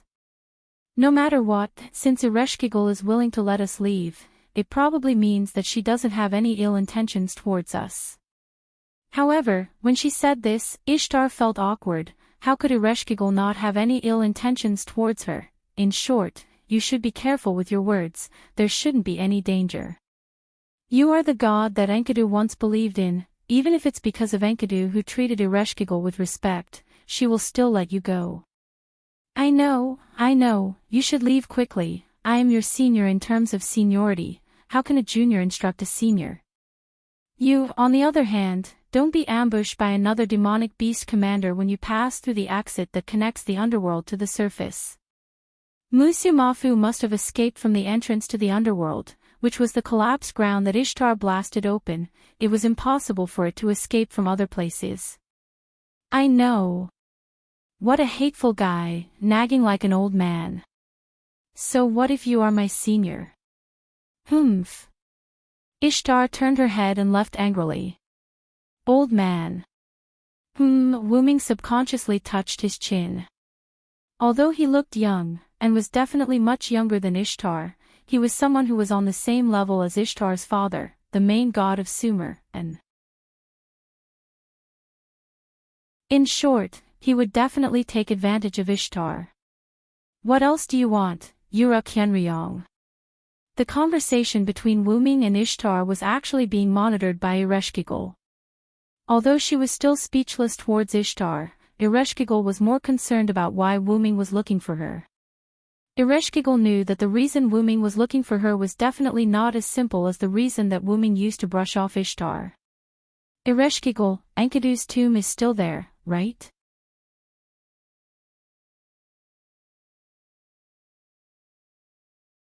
Chapter 927. That's right. Wuming cared about nothing else but Enkidu's tomb. According to Gilgamesh of this world, after Enkidu of this world died, because Enkidu treated Ereshkigal with respect when he was alive, his corpse was buried in the underworld by Ereshkigal. In the Mesopotamia of the parallel world that Wuming experienced, Enkidu's soul was preserved by Wuming, and his corpse was given to Gilgamesh to deal with. It was probably buried in the underworld as well. After all, regardless of which world Enkidu was in, he respected Ereshkigal. Enkidu's tomb. The huge garrulous spirit that Ereshkigal transformed into shook its body and rejected Wuming in the end. Why should I tell thee? As it spoke, the huge garrulous spirit skeleton emitted a scarlet and terrifying light as if it was angry. I allowed you to leave because you only entered the underworld to hunt down magical beasts and didn't behave atrociously. I haven't even punished you for the crime of exploding the sky of my underworld. However, Wuming was not flustered at all. After the gods disappeared, the underworld should have disappeared as well. It's only because of your reappearance that the underworld returned with you. However, the underworld that returned with you should only be a part of it. Hearing this, the huge garrulous spirit maintained its fierce posture, but it did not continue with its next move. Wuming was right. If it was the underworld of the past, it would have spread throughout the entire Mesopotamia. However, after the gods disappeared, the mysterious existence of the underworld also disappeared. However, because Ereshkigal descended as a servant, as a goddess who could not leave the underworld naturally appeared with Ereshkigal. However, because it was an accessory of Ereshkigal, the underworld didn't appear as widely as before. You've guessed correctly. The underworld is indeed limited to Khazar city and the surrounding areas. Ereshkigal admitted to it. Coincidentally, Khazar city was located in the northwest of Uruk. It was near the place where Ishtar had blown up half of the plains with her relic. That was why the underground of that place was connected to the underworld. And seeing Ereshkigal admit it, Wuming also gave an answer to this problem. If that's the case, you can move the underworld. That way, the entrance that was blasted open will no longer be an entrance. It will just be an ordinary hole. If it was only a part of the underworld, Ereshkigal could move it with her authority. Although the process might be slow and long, Ereshkigal could do it. Why should I choose to give in? The gigantic garrulous spirit that represented Ereshkigal was a little annoyed. Wasn't it the same as asking Ereshkigal to move a part of the underworld that came with her? Wasn't it the same as asking Ereshkigal to show that she couldn't defeat it? I'm doing this for your sake, Ereshkigal. Don't forget about the monster that escaped. It will definitely report the general location of the underworld to the goddess of magical beasts. It's a terrible thing for the base camp to be discovered, isn't it? This made Ereshkigal fall into deep thought. Indeed, because of its body, Musu Maf didn't fall directly into the depths of the underworld like usual. Instead, it fell very close to the ground. Moreover, it had a snake body, so it quickly climbed up the cliff and escaped from the underworld. If it really returned to the northern fir forest, it would definitely know about the situation in the underworld. In a situation where he was unable to leave the underworld, and the opponent still had several magical beast commanders with extremely strong physiques, Ereshkigal would indeed be at a disadvantage. Although Ereshkigal knew that the goddess of magical beasts' base camp was in the fir forest, she couldn't leave the underworld. It was only a few nights ago that she could use Ishtar's body, which represented her, to walk on the ground. Now that Ishtar was with Wuming and the others, the idea of using Ishtar's body to walk on the ground had become unrealistic. After saying so much, aren't you still thinking for the sake of humans? Although she didn't know why Wuming would suggest that Ereshkigal move the underworld, Wuming's actions were definitely not harmful to humans. Even if it wasn't for the sake of humans, it definitely wouldn't affect humans. Today, I will tell you that my underworld has already begun to expand and move. Once it succeeds, I will capture all the souls of humans and bring them to my underworld. I will build a kingdom of the dead filled with souls. In other words, you are protecting humans in disguise. Wuming's words stunned Ereshkigal, and she didn't know what to say. If it were any other gods other than the few Sumer gods who truly love humans who say that they want to protect humans, I might be suspicious. However, if it's you, Ereshkigal, I'm willing to believe it. Ereshkigal had been in the underworld since she was born until the gods retreated and the gods disappeared. It could be said that she didn't have much contact with the outside world. Moreover, because of her fixed position, Ereshkigal didn't have any thoughts of fighting for a god's position. She had been diligently taking care of the underworld. How could a god like her, who was destined to be restricted for her entire life, have any desire? Humans were born with good natures. It was the same for gods. A god who was set up after birth and didn't have much contact with the outside world didn't seem like a god who would harm humans. Although Wuming had never met Ereshkigal before, Wuming believed that Ereshkigal, who had been diligently taking care of the underworld for her entire life, wouldn't become an existence that opposed Mesopotamia. Most importantly, Ereshkigal buried Enkidu's body in the underworld because Enkidu treated her with respect. A god who could make Enkidu treat her with respect couldn't possibly be an evil god, right? You, what are you saying? The huge Garrula spirit's tone suddenly changed. This made Wuming jump, and he froze on the spot. This voice was almost exactly the same as Ishtar's. However, there was a shyness in this voice that Ishtar didn't have. Ereshkigal, who realized that something was wrong, immediately adjusted herself. Ahem. Anyway, my underworld will be decided by me. I will send the Garrula spirit and thou to guide the way. Once you're done inspecting Enkidu's tomb, leave immediately. As soon as she finished speaking, the huge Garrula spirit turned into a blood-red liquid and melted into the rocks of the underworld, disappearing.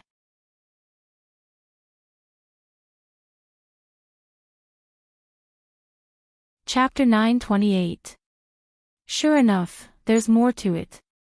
If Wuming was only guessing about Ereshkigal before, then now Wuming was sure about Ereshkigal. He was sure that Ereshkigal was on the side of humans.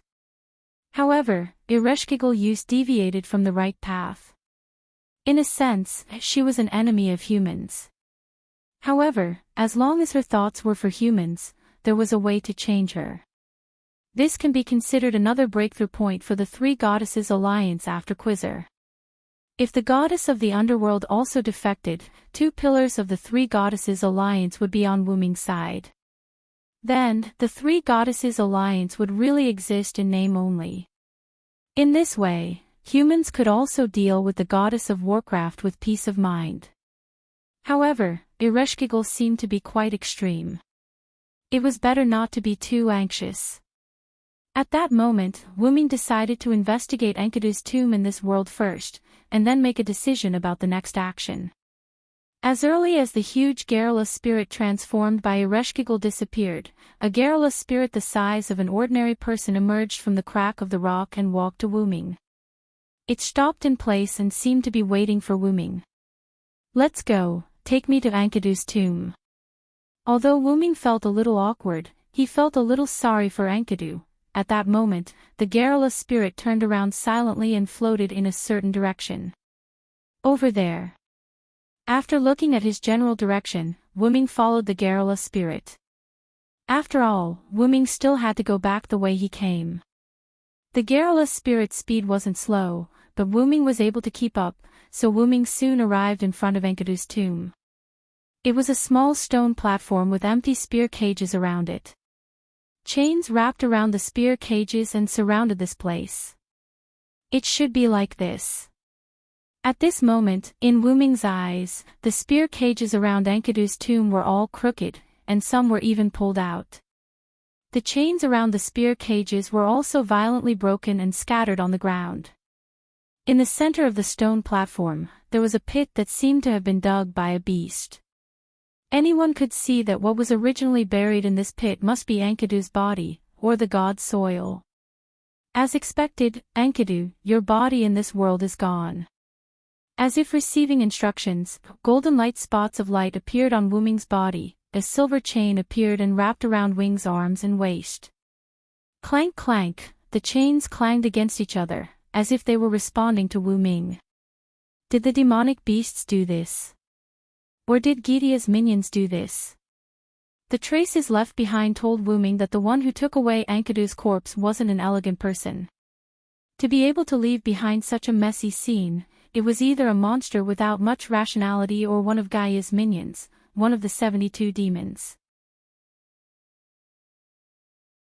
After all, from the appearance of Enkidu on the side of the demonic beasts and the fact that Enkidu's body was stolen, the other party was definitely not on the side of humans. But after thinking about it carefully, Wu Ming rejected both possibilities. "I'm afraid Gaia did it herself." "Master, why are you so sure?" At this time, Wu Ming's head lit up. The seemingly ordinary dragon horn headpiece made a sound. Because the timeline doesn't match, Wu Ming casually answered Callis, and then explained to her in detail. The demonic beasts were produced by the goddess of demonic beasts, and Enkidu obviously appeared together with the goddess of demonic beasts, so it was unlikely that the goddess of demonic beasts did it. The demon god pillars could appear in various eras of human history and disrupt those eras, making those eras become singularities. It seemed like they traveled through time and space, but if observed carefully, those eras were all after the Magic King's era. The demon god pillars were passed down from generation to generation. When they reached a certain era, they would awaken and disrupt human history. "Master, how do you know this?" Callis was puzzled. "Because, when I was in Atlas Courtyard, I met Sherlock Holmes. At that time, when Gadazzi, Matthew, and Leonardo da Vinci were brought into Atlas Courtyard by Sherlock Holmes, Wu Ming followed behind them.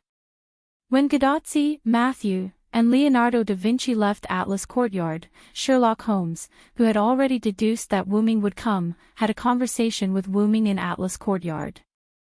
The reason why Wu Ming appeared behind Gadazzi and others was because Wu Ming had just come out of Atlas Courtyard. After all, the other party is a detective, and he even used a 3-pointed Hermes. There were some things that I needed his help with, so I went to look for him. At that time, Callis fell into the box world with Wu Ming's body, so it was normal that she didn't know about these things. If Callis was here, there would be no need for Callis at all. Callis' database is 100 times stronger than a detective's brain. Callis' tone was a little sour. Indeed, if Collis had followed Wu Ming the whole time, with Collis' ability, there would be no problem answering Wu Ming's questions through every little thing along the way. Unfortunately, Collis wasn't by Wu Ming's side at that time. Helpless, Wu Ming could only ask Wu Ming for help. It's just a coincidence that you weren't here. Don't be jealous, my exclusive magic costume is lapis lazuli, Collis Barrett.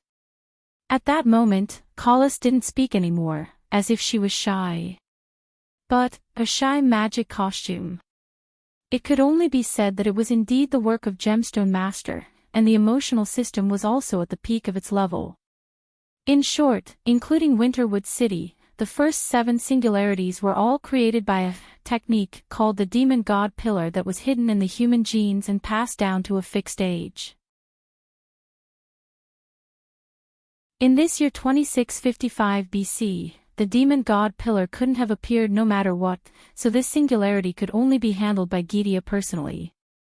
Although Gydia could also teleport the Demon God Pillar to this singularity, Wu Ming's intuition told him that this singularity was set up by Gydia without anyone else's help. Then, in other words, Enkidu's body might be the real Enkidu. The silver chain on Wu Ming's hand couldn't help but shake, as if it was angry that its body was being used by the enemy. Gently pacifying the restless silver chain, Wu Ming fell into deep thought as he recalled the past.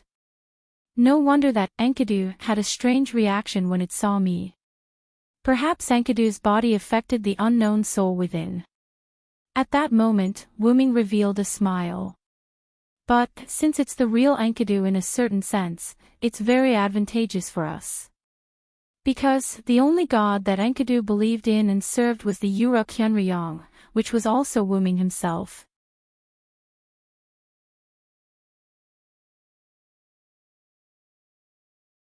Chapter 929. After Wu Ming finished investigating Enkidu, he came to the surface from the underworld through the ground that was blown up by Ishtar. Putting the fake Enkidu aside, Gadotzi, Matthew, and the others were still on the surface. Although Merlin was there, and Gadotzi and Matthew wouldn't go to the underworld to find him, they definitely wouldn't leave. Maybe they were still waiting for him nearby. No matter what, he had to go up and say hello, and then go back to Uruk. And Wu Ming hadn't gone back to Uruk since he returned to Mesopotamia. It would be good to report to Gilgamesh about Enkidu. Standing at the edge of the collapsed ground, Wu Ming looked back at the huge crater behind him and nodded. This way, the demonic beasts can be prevented from coming here. It was an unexpected surprise. After all, the surrounding area had collapsed, and the demonic beasts couldn't choose to enter the underworld and then climb up. That was equivalent to provoking Ereshkigal, and they would definitely be killed. While Wu Ming was talking, the girl's excited voice came from behind him. Assassin! Wu Ming turned his head and saw Gadotzi running while waving at him, and Matthew was behind her with a panicked face. For a moment, Matthew, who was a demi-servant, couldn't catch up with Gadotzi, who was an ordinary human. Senpai, please slow down. When she was close to Wu Ming, Gadotzi suddenly flew toward Wu Ming. Wu Ming quickly opened his hands, took a few steps forward, and caught Gadotzi. Assassin! Are you okay? Gadotzi looked worried. However, Wu Ming knocked Gadotzi's little head. If you're so impatient, I'll be in trouble. Senior, ha ha ha ha. Matthew, who came to the two of them, was panting heavily and looked quite uncomfortable. Because he was too anxious to catch up with Gadotzi, Matthew didn't have much time to catch his breath. Look at you, Matthew. Don't do this again. Wu Ming immediately let go of Gadotzi, and went to Matthew's back to rub Matthew's back. He then injected his mana into Matthew's body to relieve Matthew's fatigue. I'm sorry, Matthew. I was too anxious. Gadotzi also came over to apologize to Matthew. When she found out that Wu Ming's spirit base was nearby, she immediately ran over. It's okay. Senior. I understand that you're worried about Vi. Senior Villo. Although he was relieved, Matthew was still panting heavily. It seemed that he needed a little rest. Tachika, you should calm down in the future. A demonic beast commander escaped. If you're so rash, it will be troublesome if it ambushes you halfway. Gadotsi didn't care about anything just now. After receiving the news that Wu Ming appeared here, she directly ran over. Matthew was also worried about Gadotsi's safety, so he was out of breath and followed her. Don't worry about that. The demonic beast commander has left. A voice came from behind Wu Ming. Wu Ming turned his head and saw that it was Ishtar. You're okay. That's great. Wu Ming's tone was rather flat as he nodded. Ishtar knew very well what Wu Ming meant by nothing happened. Wu Ming meant that Ishtar was not ambushed by the demonic beast commander. However, knowing was one thing, but Wu Ming's perfunctory attitude made Ishtar quite unhappy. You bastard. I was worried that Ereshkigal would imprison you in the underworld, and you're actually looking forward to something happening to me. At that moment, Ishtar was like an angry cat, staring fiercely at Wu Ming. Miss Ishtar was indeed ambushed by Musu Maf nearby, but because we were all stationed not far away, nothing happened to Ishtar. Matthew, who had recovered his breath, also began to explain. Humph. Who would have thought that that guy was actually hiding underground? It actually managed to hide such a huge thing. Ishtar became irritated at the thought of this. It could be said that if it weren't for Wu Ming's reminder, she would have been eaten by Musu Maf by now. Devouring a god would bring about considerable growth for a demonic beast. It was the same reason why Yulidin wanted to devour Wu Ming. It was no wonder that Musu Maf would hide and wait like a sinister viper. Sure enough, the demonic beast commander isn't all brainless. After all, those brainless demonic beast commanders were most likely dead, and the remaining ones were probably some meticulous fellows. Wu Ming couldn't help but become serious. I'm sorry, Ishtar. It's my mistake. I should have let you leave with me. Wu Ming really didn't expect that Musu Maf would actually ambush here. The reason why he said demonic beasts might ambush was just to scare Ishtar and Gadotsi. After all, those who escaped in such a situation would definitely choose to leave. In the end, Musu Maf actually chose to ambush them. It could only be said that Musu Maf was bold enough. If Wu Ming and Ishtar were to come out together, and if Wu Ming were to find out, Musu Maf would definitely follow in his footsteps today. Wu Ming couldn't let the tiger return to the mountain no matter what. Wu Ming really regretted that he didn't let Ishtar stay a little longer. Wu Ming's regretful expression in Ishtar's eyes turned into self-blame for her danger, which made Ishtar didn't know what to say for a while. Wu Ming apologizing to Ishtar in such a serious way was really rare for Ishtar. It could be said that it was basically impossible for such a situation to happen. The relationship between the two was actually not that bad, but basically every time they met, they would have to mock and ridicule each other. It had almost become a habit. Ishtar was also affected by the girl's body this time as a pseudo-servant, so she didn't quarrel with Wu Ming. However, Wu Ming wasn't a pseudo-servant, and he wasn't affected by it. How could he apologize so easily? This made Ishtar feel quite awkward. At the moment, Ishtar also began to speak hesitantly.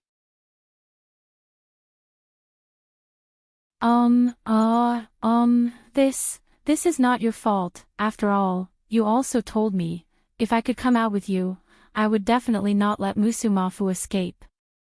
I really missed a great opportunity to kill another demonic beast commander.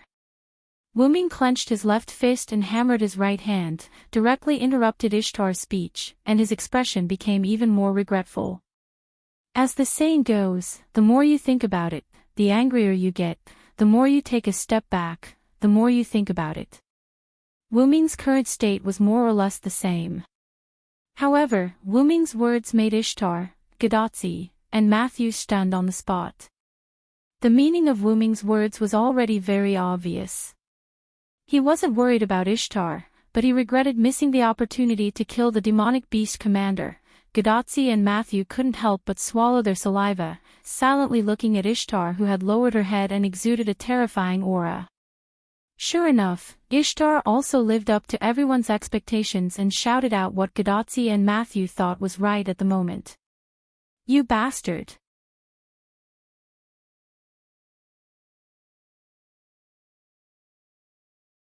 Chapter 930.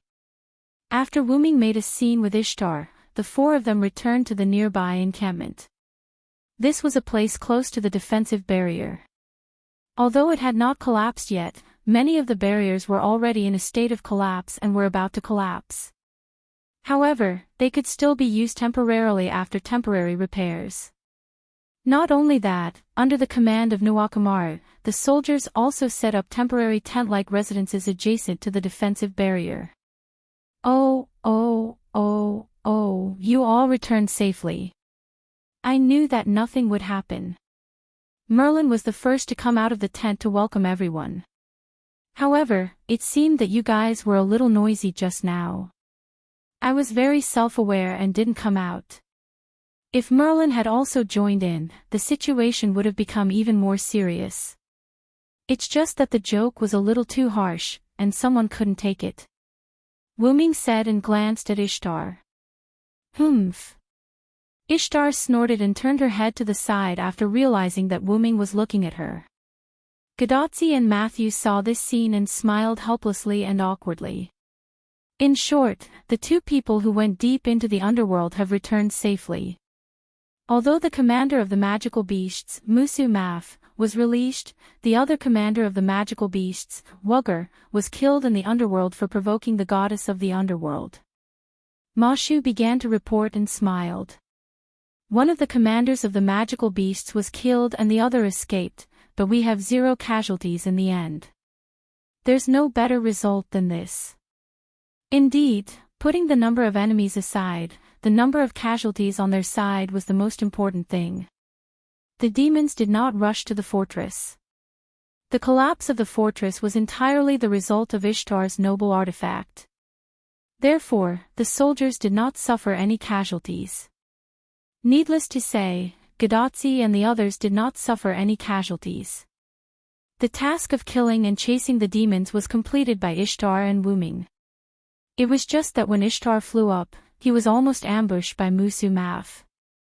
However, because Ishtar was vigilant because of Wu Ming's words, Musu Maf's ambush failed. Although Wu Ming was quite upset that Musu Maf managed to escape. Moreover, the ground here has also collapsed because of Ishtar's noble phantasm. It's directly connected to the underworld. I'm afraid that the magical beasts will have to take a detour even if they want to come here. Wu Ming added. It could be said that this was undoubtedly a man-made natural moat. In other words, we don't need to set up defensive facilities here. Gadotsi expressed her opinion. Even so, we have to consult with King Gilgamesh before we can make a decision. Nuwakamaru walked over from the camp behind everyone and expressed his opinion. Why don't we talk in the tent? We can also let Mr. Hyunryong have a good rest. Nuwakamaru pointed at the tent not far behind him. Wu Ming shook his head and declined. I'm not tired. I'm just taking advantage of the situation to have a chat here. After all, they were almost all here. If there was anything, they could just stand there and simply summarize it. There was no need to sit down and have a formal discussion. Besides, we do have to consult with Gil.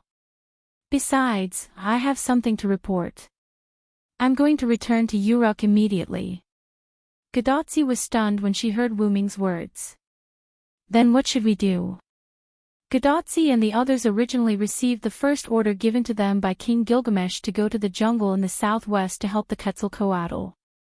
However, they didn't even see the Quetzalcoatl's face before they were led by Wu Ming to the Abif Mountains in the northwest. They were directly across the Mesopotamia. The first order was such a mess. Not to mention, Gadotsi and the others couldn't continue to stay here.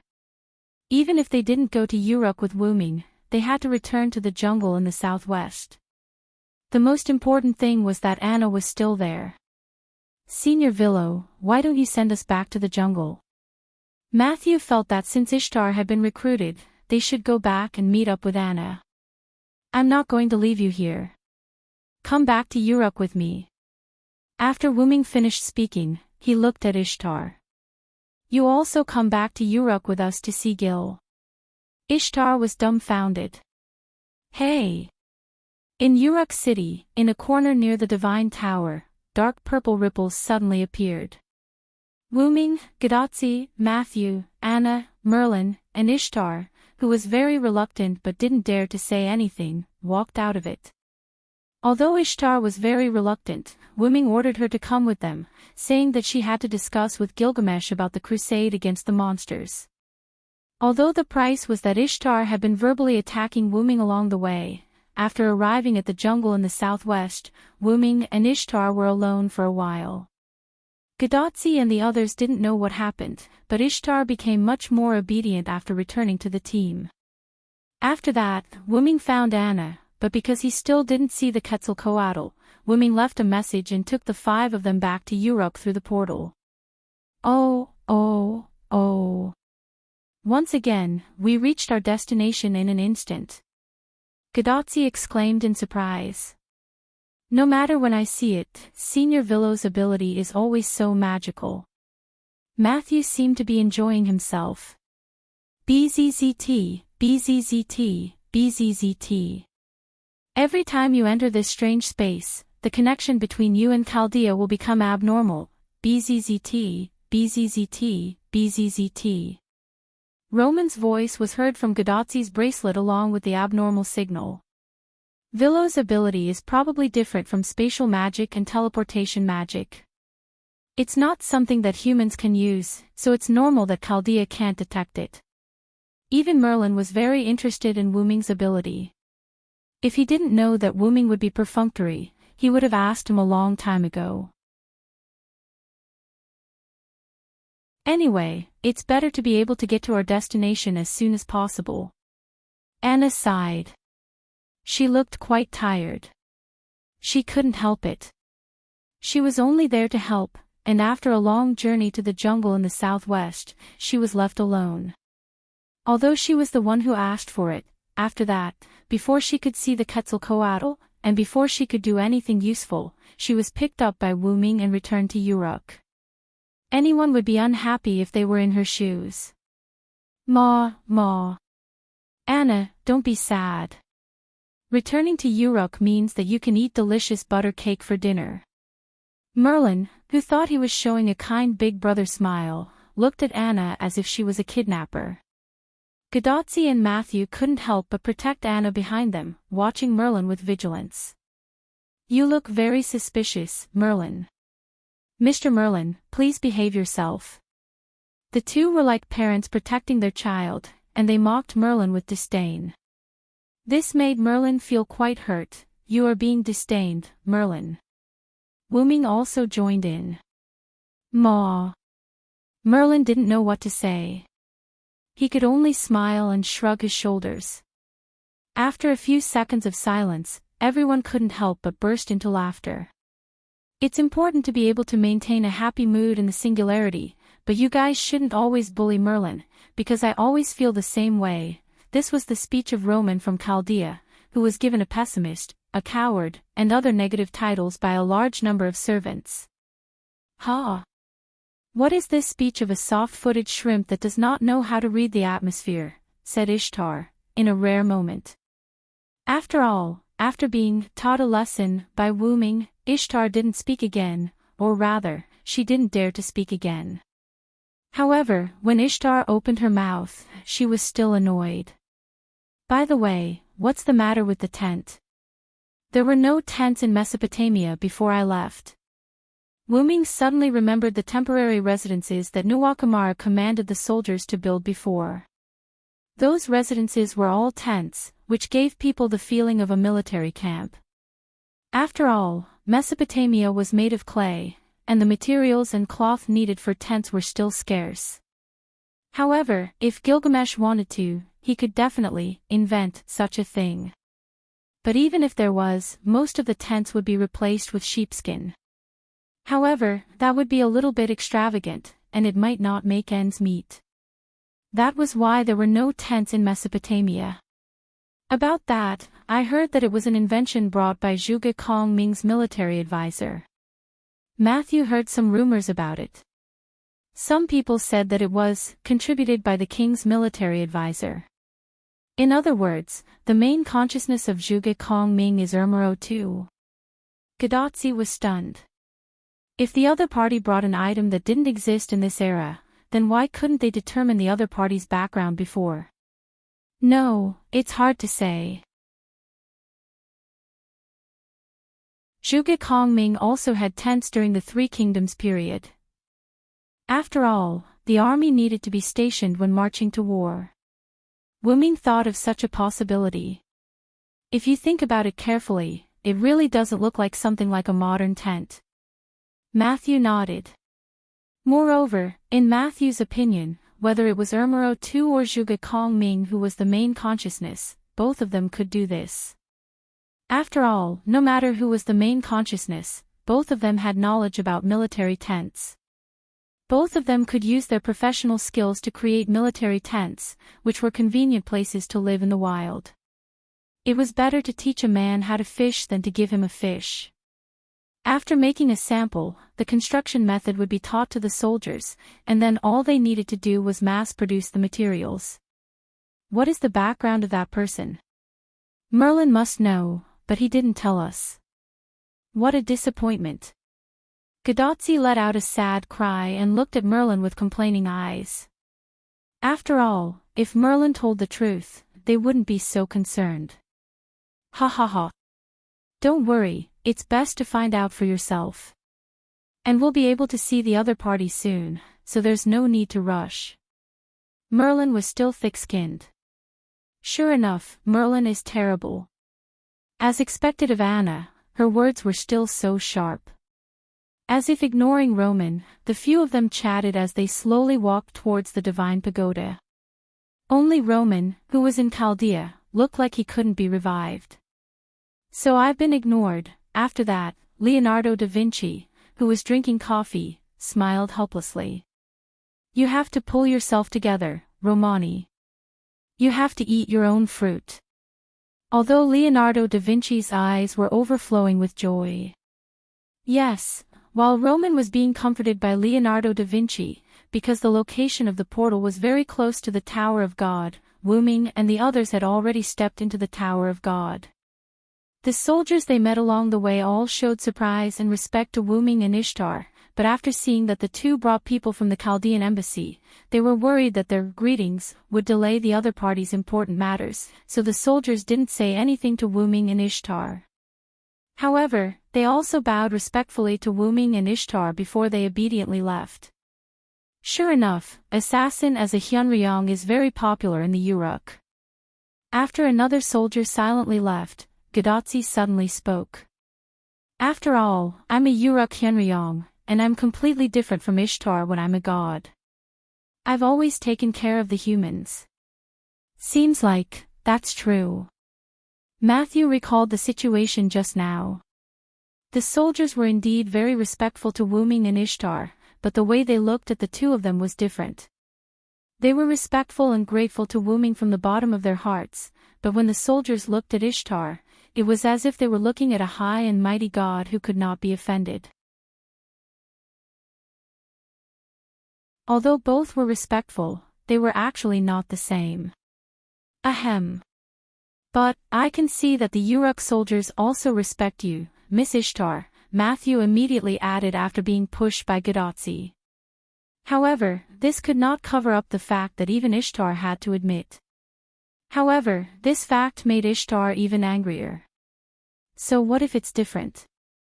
I don't need their respect anyway.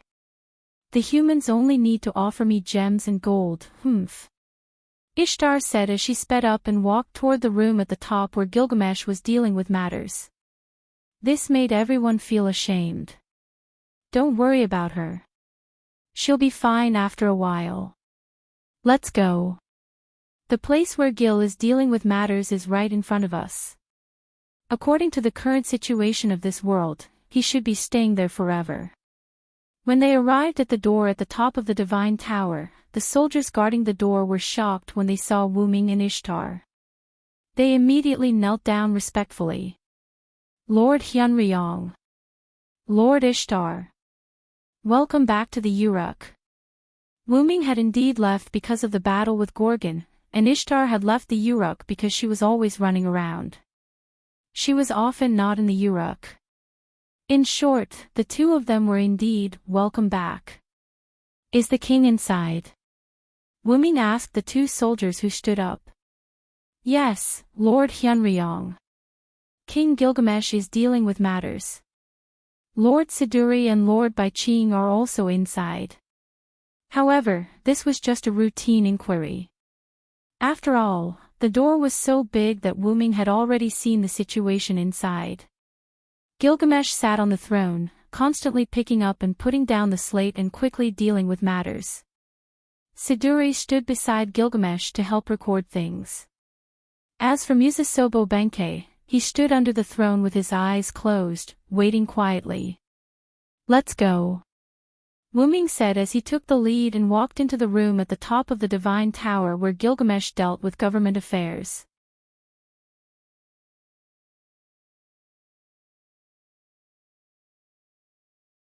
Chapter 931. On the king's throne, Gilgamesh, assisted by Siduri, was efficiently handling the various matters on the clay tablets. Oh, Hyunryong, you're back. Even when he saw that the visitor was Wu Ming, Gilgamesh didn't put down the clay tablet in his hand. Instead, he looked at the clay tablet while chatting with Wu Ming. Siduri slightly bowed to Wu Ming and Ishtar. She couldn't interrupt the conversation between the king and the god at this moment. Moreover, she still needed to classify the clay tablets that Gilgamesh processed, so she couldn't get away for a while. After all, I was tricked by Gorgon. How can I not come back? Wu Ming responded to Gilgamesh with a gentle smile. Ah, yes, it's not in your character to not respond to Gorgon. Gilgamesh put down the clay tablet in his hand. This was the last one that needed to be processed. Afterward, Gilgamesh raised his head and looked at Wu Ming, one high and one low, and smiled. If people who didn't know saw this scene, they would probably think that this was a beautiful scene of the king and his subjects having a heart-to-heart talk. However, Gadotsi felt that something was wrong. It was as if Gorgon, who Wu Ming and Gilgamesh were thinking about, was going to be in big trouble. Then, Gilgamesh looked at Siduri, who had already sorted the clay tablets. Siduri, pass the processed clay tablets to the various departments. Yes, King, I'll do it right away. After Siduri bowed, she and the guards ran down from the king's throne with a portion of the clay tablets. Just when she passed by Wu Ming and Ishtar, Siduri paused again and bowed to the two of them. Unlike Gilgamesh, Siduri still respected the gods, especially the Uruk Hyunryong and the Uruk city god Ishtar. Oh, isn't this the stupid goddess who ran away from home? How did you know to come back today? Gilgamesh tilted his body and supported his chin with one hand as if he had just noticed Ishtar. His tone was full of sarcasm. Ishtar would definitely explode if she heard Gilgamesh's words, but Wu Ming glared at Ishtar, indicating that she shouldn't mess around and stay put. Ah, like a powder keg that had expanded to the limit but couldn't explode, Ishtar pouted, clasped her hands, and turned her head away. There was even a faint mist above her head. Oh, looks like you've trained this stupid goddess well, Hyunryong. Gilgamesh was surprised by Ishtar's forbearance.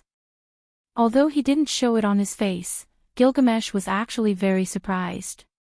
After all, anyone who knew Ishtar knew that she and Gilgamesh were the most incompatible. Even Wu Ming's relationship with Ishtar was better than Gilgamesh's relationship with Ishtar. But in the face of Gilgamesh's sarcasm and ridicule, Ishtar actually endured it. If it weren't for the fact that Ishtar's divinity in front of him really belonged to Ishtar, Gilgamesh would have thought that someone was pretending to be Ishtar. I just used some small tricks, King. I think if it were you, you would have guessed my tricks even if I tried to hide them. In an instant, Gilgamesh understood what wombing meant by tricks. It was nothing more than starting with Ishtar's weakness, probably using money to coerce her. That was indeed the case. When Ishtar knew that she would be forced by wombing to follow him to the Uruk, Ishtar cursed wombing and all kinds of rumors and slanders blurted out. Although it wasn't to an amazing extent, after Gadotsi, Matthew, and others heard it, it could be said that it changed the image of Ishtar in their hearts. After that, wombing briefly separated Ishtar from the crowd in the southwest jungle. During this period, wombing said something to Ishtar. If you can listen to me obediently and keep your mouth shut, I will fight for 1/10 of the Babylon treasury for you as your reward. This made Ishtar's eyes suddenly shine, but wombing's request was not that simple. Of course, if you can hold back when facing Gil, I will fight for 1/10 of the Babylon treasury for you as an additional reward. However, if you don't listen to me and can't hold back, all these rewards will be cancelled, and your original rewards will be reduced by half. The first half of the sentence made Ishtar's eyes shine even brighter, but the second half of the sentence made Ishtar's eyes shine even brighter. Ishtar began to calculate in her heart. If everything went well, she could finally get 25% of the treasures in the Babylon treasury, which was 1/4. However, if it didn't go well, she could only get less than 10% of the treasures, which was directly reduced from 1/4 to 1/20. It's easy, right? Just don't lose your temper and be obedient, and you will have a chance to get 25% of the treasures in the Babylon treasury. If you lose your temper and don't listen to me, you will only be left with 5% of the treasures. Although 5% of the treasures is indeed a lot, it is not even 10%. Tsk, wombing's words echoed around Ishtar, whose eyes began to spin. Gradually, Ishtar, who could not resist the temptation, chose to fall into the devil's trap. Ishtar covered her head, and her eyes were downcast as she finally made the final decision. Ah! I know. I will be obedient. The power of money once again played its role. In short, Gilgamesh's guess was not far from the truth. Gadotsi and the others thought that Ishtar had become so obedient because of the influence of the forced contract. Who would have thought that wombing would still use money and treasures to make Ishtar choose to compromise? This king is so happy today. This king will not pursue the crime of abducting Chaldea that this king sent to support the Quetzalcoatl. Gilgamesh could not help but look at the Chaldea led by Gadotsi. Although they were Chaldea, only Gadotsi and Matthew could be considered as Chaldea's people. Anna was brought by Merlin, and Merlin was only sent by Gilgamesh to support Gadotsi and Matthew. Although Olga Marie and her vampire follower Parmelia had completed their seclusion at the end of the previous singularity, according to Roman's explanation, the Holy Grail that sealed the entire concept of Florence underwent a mutation. Something followed the demon god pillar Florence and groped its way to Chaldea.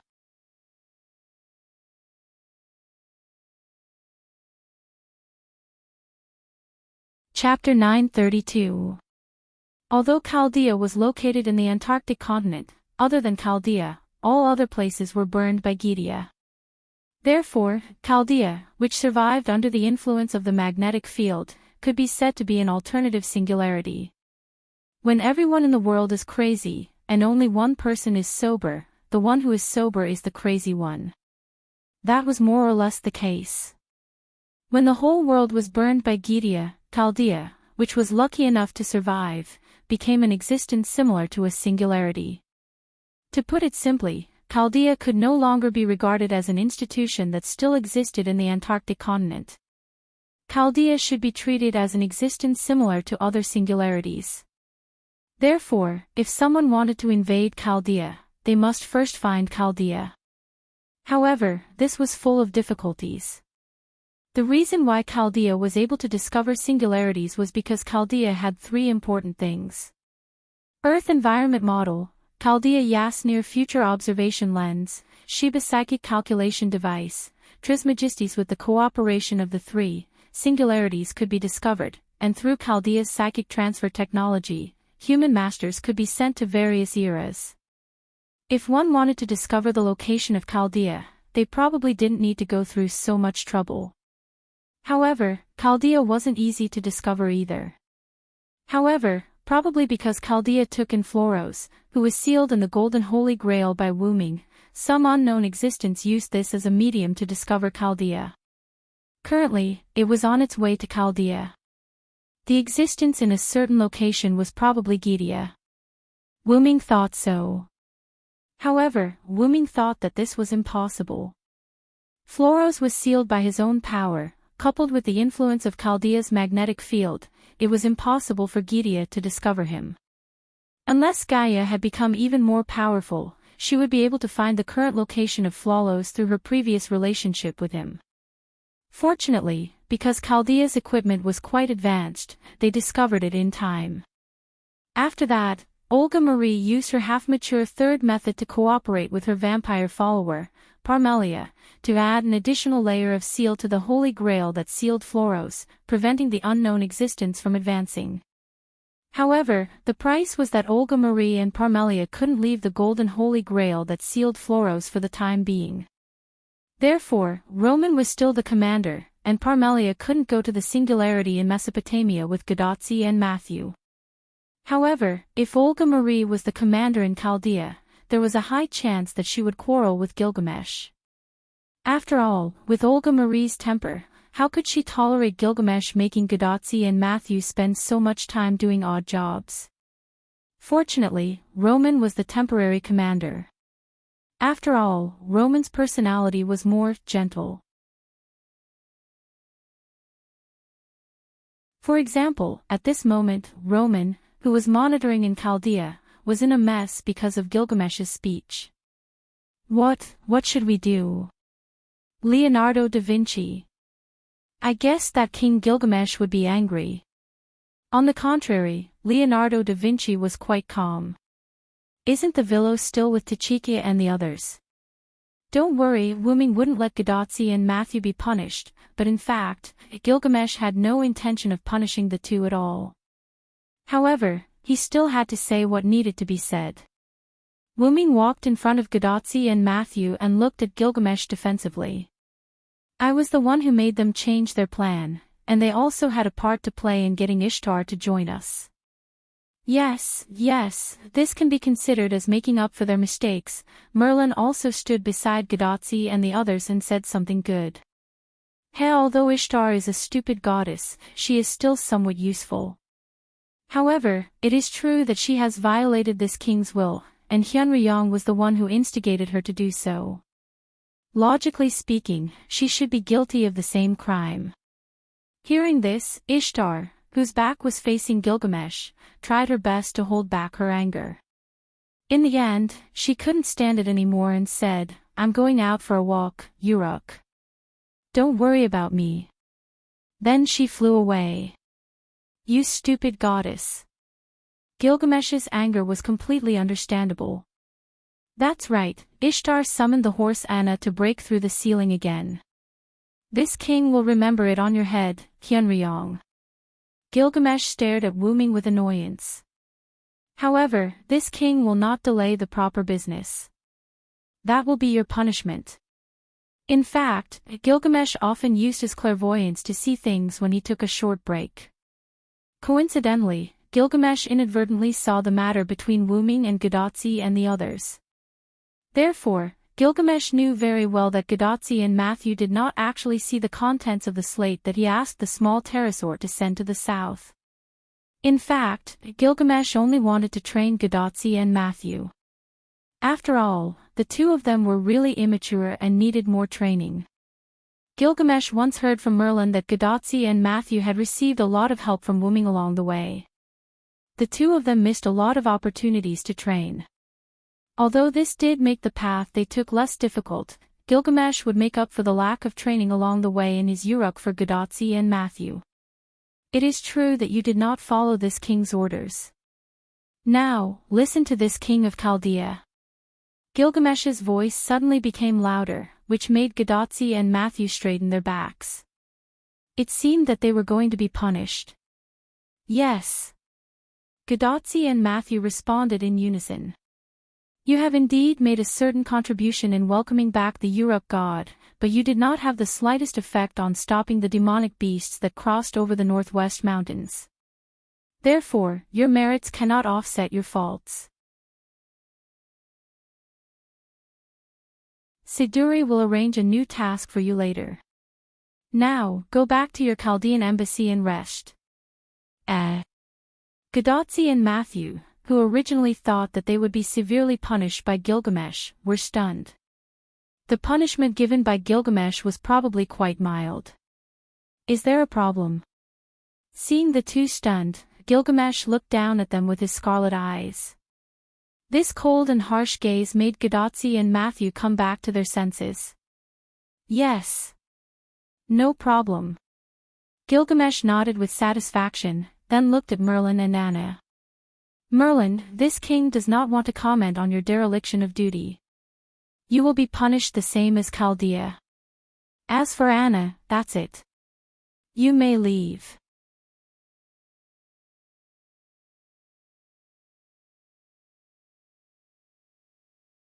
Chapter 933. Yes, thank you, King Gilgamesh, for your magnanimity. Merlin bowed to Gilgamesh with his cane, but he didn't leave. Instead, he stood aside and waited quietly. Anna didn't speak. She just bowed slightly to Gilgamesh, then left the throne room. She was just a follower, abducted by Merlin. It was only because of the agreement with Merlin that Anna obediently stayed in Uruk. And Gilgamesh also recognized Anna's identity. Therefore, the bow to Gilgamesh was just for show. More importantly, compared to the throne room, which was filled with the unique aura of clay tablets, she preferred the flower shop owned by a kind old lady in Uruk. Not only because of the fragrance of the flower shop, but also because Anna felt warmth in the flower shop. At this time, Matthew stood up and asked. That, King Gilgamesh, v. Hyunryong, where is Sir?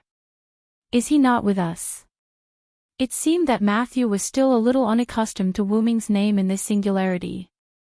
Gadotzi was also concerned about Wu Ming's punishment. After all, only Wu Ming wasn't punished or ordered by Gilgamesh. How could she rest assured? This king and Hyunryong have other important matters to discuss. You don't have to ask. However, immediately afterward, Merlin leaned over to Gadotzi and Matthew and whispered. Ignoring Merlin's actions, Gilgamesh turned his head and looked at Musasobo Benkei, who stood aside without saying a word. Also, Lackner, Musasobo Benkei, who was silent and seemingly inconspicuous, responded to Gilgamesh. Yes, King Gilgamesh, Lackner Musasobo Benkei is here. With one hand on the razor, Musasobo Benkei knelt on one knee in front of Gilgamesh. As you can see, Hyunryong and others have resolved the crisis in the northwest and returned to Uruk. You can rest assured. Yes, King Gilgamesh. Musasobo Benkei looked a little absent-minded. With the strength of his legs, Musasobo Benkei quickly returned to the Uruk to report to Gilgamesh. However, when Musasobo Benkei met with Gilgamesh, Gilgamesh calmly told Musasobo Benkei not to worry. Hyunryong and Ishtar have already resolved it. You just wait here. After Gilgamesh left such a sentence, Musasobo Benkei was left in the throne of the God Tower by Gilgamesh. This made Musasobo Benkei feel quite conflicted. As for what he was conflicted about, to be honest, Musasobo Benkei didn't know himself. Ever since he escaped from Operation Decapitation, Musasobo Benkei felt a little lost in his heart. Musasobo Benkei feared that history would repeat itself. Although he did save Nuwakamaru, that was only because Nuwakamaru was close to him. As a subject, he couldn't watch Nuwakamaru die at such a close distance. However, in other words, if the distance was far, perhaps Musasobo Benkei would abandon Nuwakamaru and escape alone, just like Lord Haifeng of Changlu who abandoned the Minamoto Sutra and escaped. He didn't want to see that scene and didn't want history to repeat itself. However, he was indeed afraid of facing the demonic beast commander. Regarding this, Musasobo Benkei was confused. Gilgamesh, who saw Musasobo Benkei's confusion, lost interest in Musasobo Benkei. No matter what, a soldier could only be called a qualified soldier if he was undistracted. The Uruk soldiers were full of faith in fighting against the demonic beasts and protecting their families. As for Musasobo Benkei, although he was stronger than the Uruk soldiers, his heart was not firm. Gilgamesh definitely wouldn't use such a person. If he gave an important mission to him, it would definitely ruin things in the end. Moreover, the risk brought by Musasobo Benkei's confusion was far more than that. At present, it was just that there was no fuse. If there was a fuse, the impact of the explosion would make Musasobo Benkei leave the Uruk silently like a walking corpse. Although he would eventually recover as a heroic spirit, the danger brought by the demonic beasts was too dangerous. The lack of any combat power would put the human side at a disadvantage. Therefore, Gilgamesh couldn't leave Musasobo Benkei alone. Keeping Musasobo Benkei was the temporary solution to deal with this unstable factor. Speaking of unstable factors, Ibaraki Boy, who escaped and occupied the mountain, was also one of them. 3 months ago, Ibaraki Boy was among the 10 servants who carried out the beheading operation. Gilgamesh couldn't help but recall the situation at that time. Because the situation at that time was very bad, after one of the demonic beast commanders, Mu Xiao and Hu Xiao, attacked the Uruk, and Okita Soki's spiritual base collapsed and left, Gilgamesh immediately planned the beheading operation against the demonic beast commander. He summoned servants to form an assassination team to assassinate the demonic beast commander. The strength of the servants only needed to be able to get close to and kill the demonic beast commander, because this was a group of Suicide Squad. And Gilgamesh's Suicide Squad certainly couldn't let go of Ibaraki Boy, who was still occupying the mountain. Therefore, Gilgamesh summoned 7 new servants early in the morning and let Shiro Amakusa lead the team to carry out the plan to kill Ibaraki Boy. Ibaraki Boy was a super unstable factor. Even if he didn't join the Suicide Squad as a consumable, he couldn't be left alive and must be eliminated. And Shiro Amakusa and the others, because Zhuge Kongming followed them, plus the strength of the servants, they directly captured Ibaraki Boy and brought him back to the Uruk. After setting a curse on Ibaraki Boy's spiritual base that could make it explode, Ibaraki Boy naturally entered the Suicide Squad and carried out the beheading operation. This was probably what was meant by waste. By the way, during the beheading operation, Ibaraki Boy was in the same team as Ba Yuzin and Shiro Amakusa. After all, even if the curse was used to threaten Ibaraki Boy's spiritual base, it couldn't be considered that everything was fine. Ibaraki Boy was a berserker. Therefore, Ibaraki Boy formed a team with 2 rather steady people. Those 2 people were Ba Yuzin and Shiro Amakusa. However, even if there were 2 steady people watching over Ibaraki Boy still made a mess in the end. Ba Yuzin and one of the demonic beast commanders, the Scorpion Man Katabliru, died together.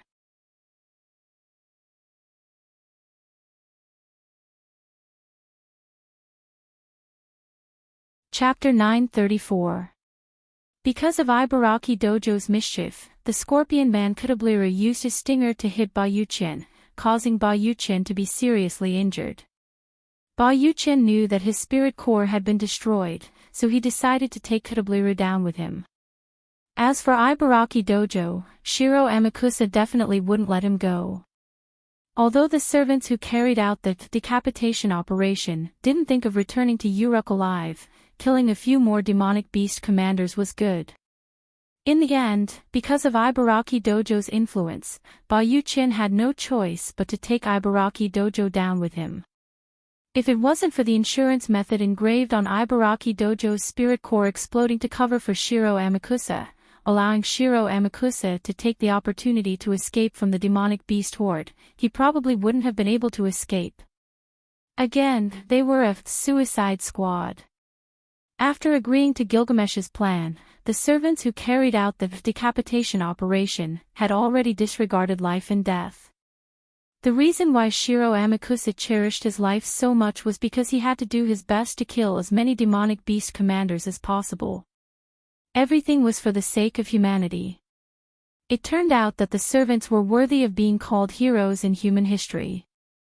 Yagyu, one of the strongest swordsmen in the Jianghu era, Musho, Zongmo, and the ancestor of martial arts in the East, Kusalaku, worked together to kill Kusalaku, who had great brute strength.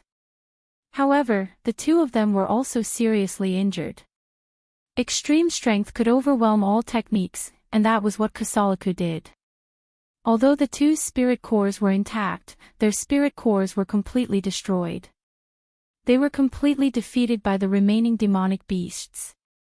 Fuma Kotaro and Kata Duanzo, who were also wind demon ninjas, used ninjutsu to deal with the formless Omudaburutu, who was known as the Tempest.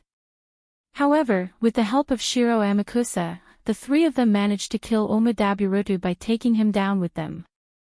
However, although the servants were killing one by one, the demonic beast commanders weren't that easy to kill.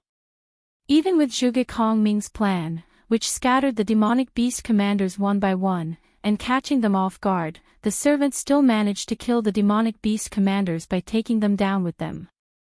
However, at this time, the other demonic beast commanders finally discovered the problem. So, the demonic beast commanders began to surround the remaining servants and surround them, preparing to annihilate them in one fell swoop. At that time, through the connection between Gilgamesh and the servants, Gilgamesh remotely received the news that several demonic beast commanders were successfully killed, but at the same time, he lost contact with those servants. No one knew what Gilgamesh was thinking at that time. He was still dealing with government affairs. Gilgamesh knew very well that the servants he sent out had no ability to break through the encirclement of countless demonic beasts. Even if they could break through the encirclement, they would still be hunted down by the demonic beasts. There was no way they would be able to return to the North Wall in time. And Gilgamesh wouldn't deploy a large number of soldiers to support a few servants because it was likely that a large number of soldiers would be sacrificed. However, because the strength of these servants was not enough, Gilgamesh could maintain so many servants at one time. If they were like Wu Ming, the amount of servants he provided would be more than enough for Gilgamesh to go to the underworld. However, although Gilgamesh's heart was heavy, he didn't regret it. The so-called heroic spirits were existences that fought for the future of humanity. They were existences that risked everything for the sake of humanity.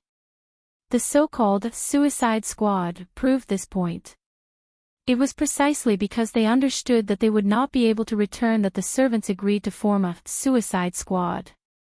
Fortunately, Gadotsi and the others came late. If they came early, perhaps they wouldn't have allowed such a thing to happen. After all, whether it was Gadotsi or Matthew, they were quite emotional people. However, it was precisely because of such human beings that the servants rushed into the demonic beasts without hesitation. Glancing at Gadotsi and Matthew who continued to whisper to Merlin, Gilgamesh showed a puzzled look. After returning to his senses, Gilgamesh looked at Musasobo Benkei again. The fact that Musasobo Benkei and Nuwakamara could survive was also within Gilgamesh's expectation. He saw it through his clairvoyance. Berserker Darius III, who teamed up with Musasobo Benkei and Nuwakamara, was accidentally discovered by the demonic beast commander. Nuwakamara wanted to kill the demonic beast commander recklessly. Musasobo Benkei had a fear of death, but because he was unwilling to abandon his former master in front of him to die again, he resolutely took Nuwakamara and fled the battlefield when Darius III couldn't hold on anymore. They successfully survived along the Tigris River.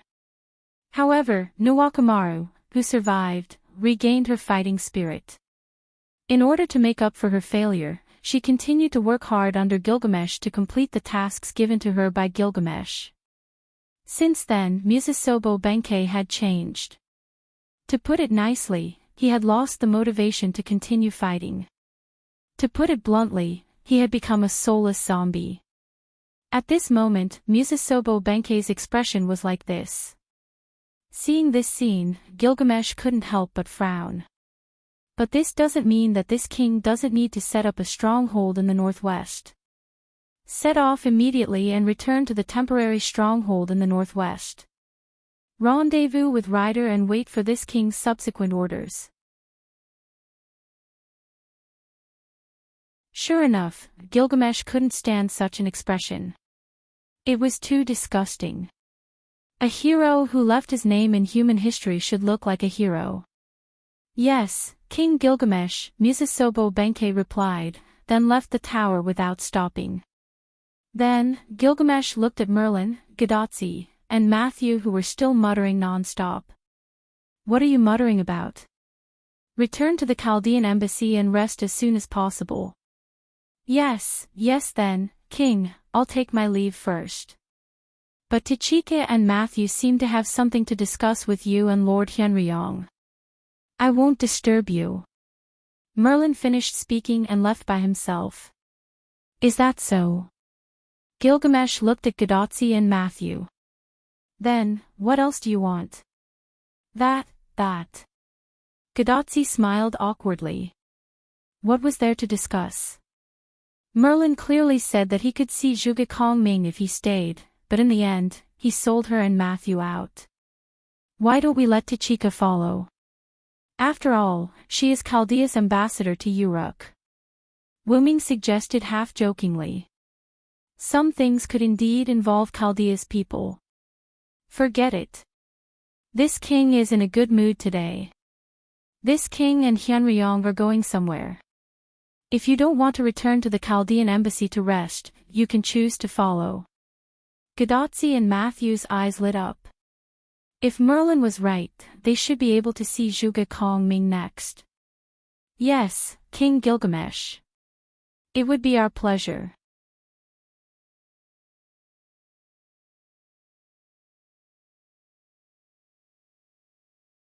Chapter 935.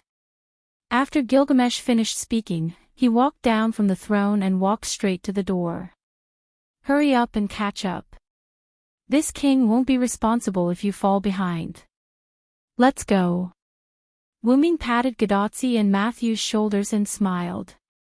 Don't be fooled by Gil's words. If we really don't catch up, he won't care about us.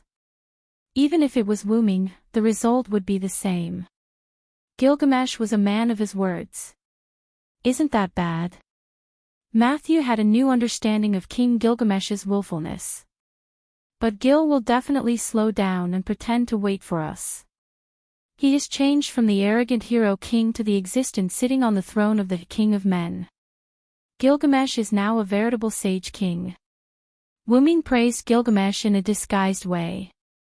Idiot, don't talk too much.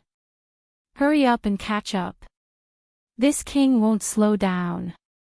Yes. We'll catch up. Gadotzi and Matthew ran toward the exit in a panic. Wuming smiled helplessly, shrugged his shoulders, and followed. Just like that, the last person left the throne room. The empty throne room was illuminated by the rays of the setting sun, making it look exceptionally beautiful. Gilgamesh walked out of the tower, but he didn't go directly to the main road. Instead, he went around to the back of the tower and gently pressed somewhere at the bottom of the tower. A stone wall protruded and slowly rose like a stone door. A dim passage appeared in front of Gilgamesh. Without the slightest hesitation, Gilgamesh stepped inside. However, Gadotzi and Matthew, who followed Gilgamesh, were a little confused. They had been in Uruk for a while, but it was the first time they saw such a place. Was it an important institution? Although Gadotzi and Matthew didn't recognize it, Wuming recognized it. I see. No wonder you didn't see Zhuge Kongming. He's probably here, Wuming explained as he walked behind Gadotzi and Matthew. In here. The two were stunned when they heard Wuming's words. So there was such a secret room in Mesopotamia. However, this isn't a secret room. How do I explain this? Anyway, you'll know when you go in. Wuming spread his hands and walked to the stone door that was still open.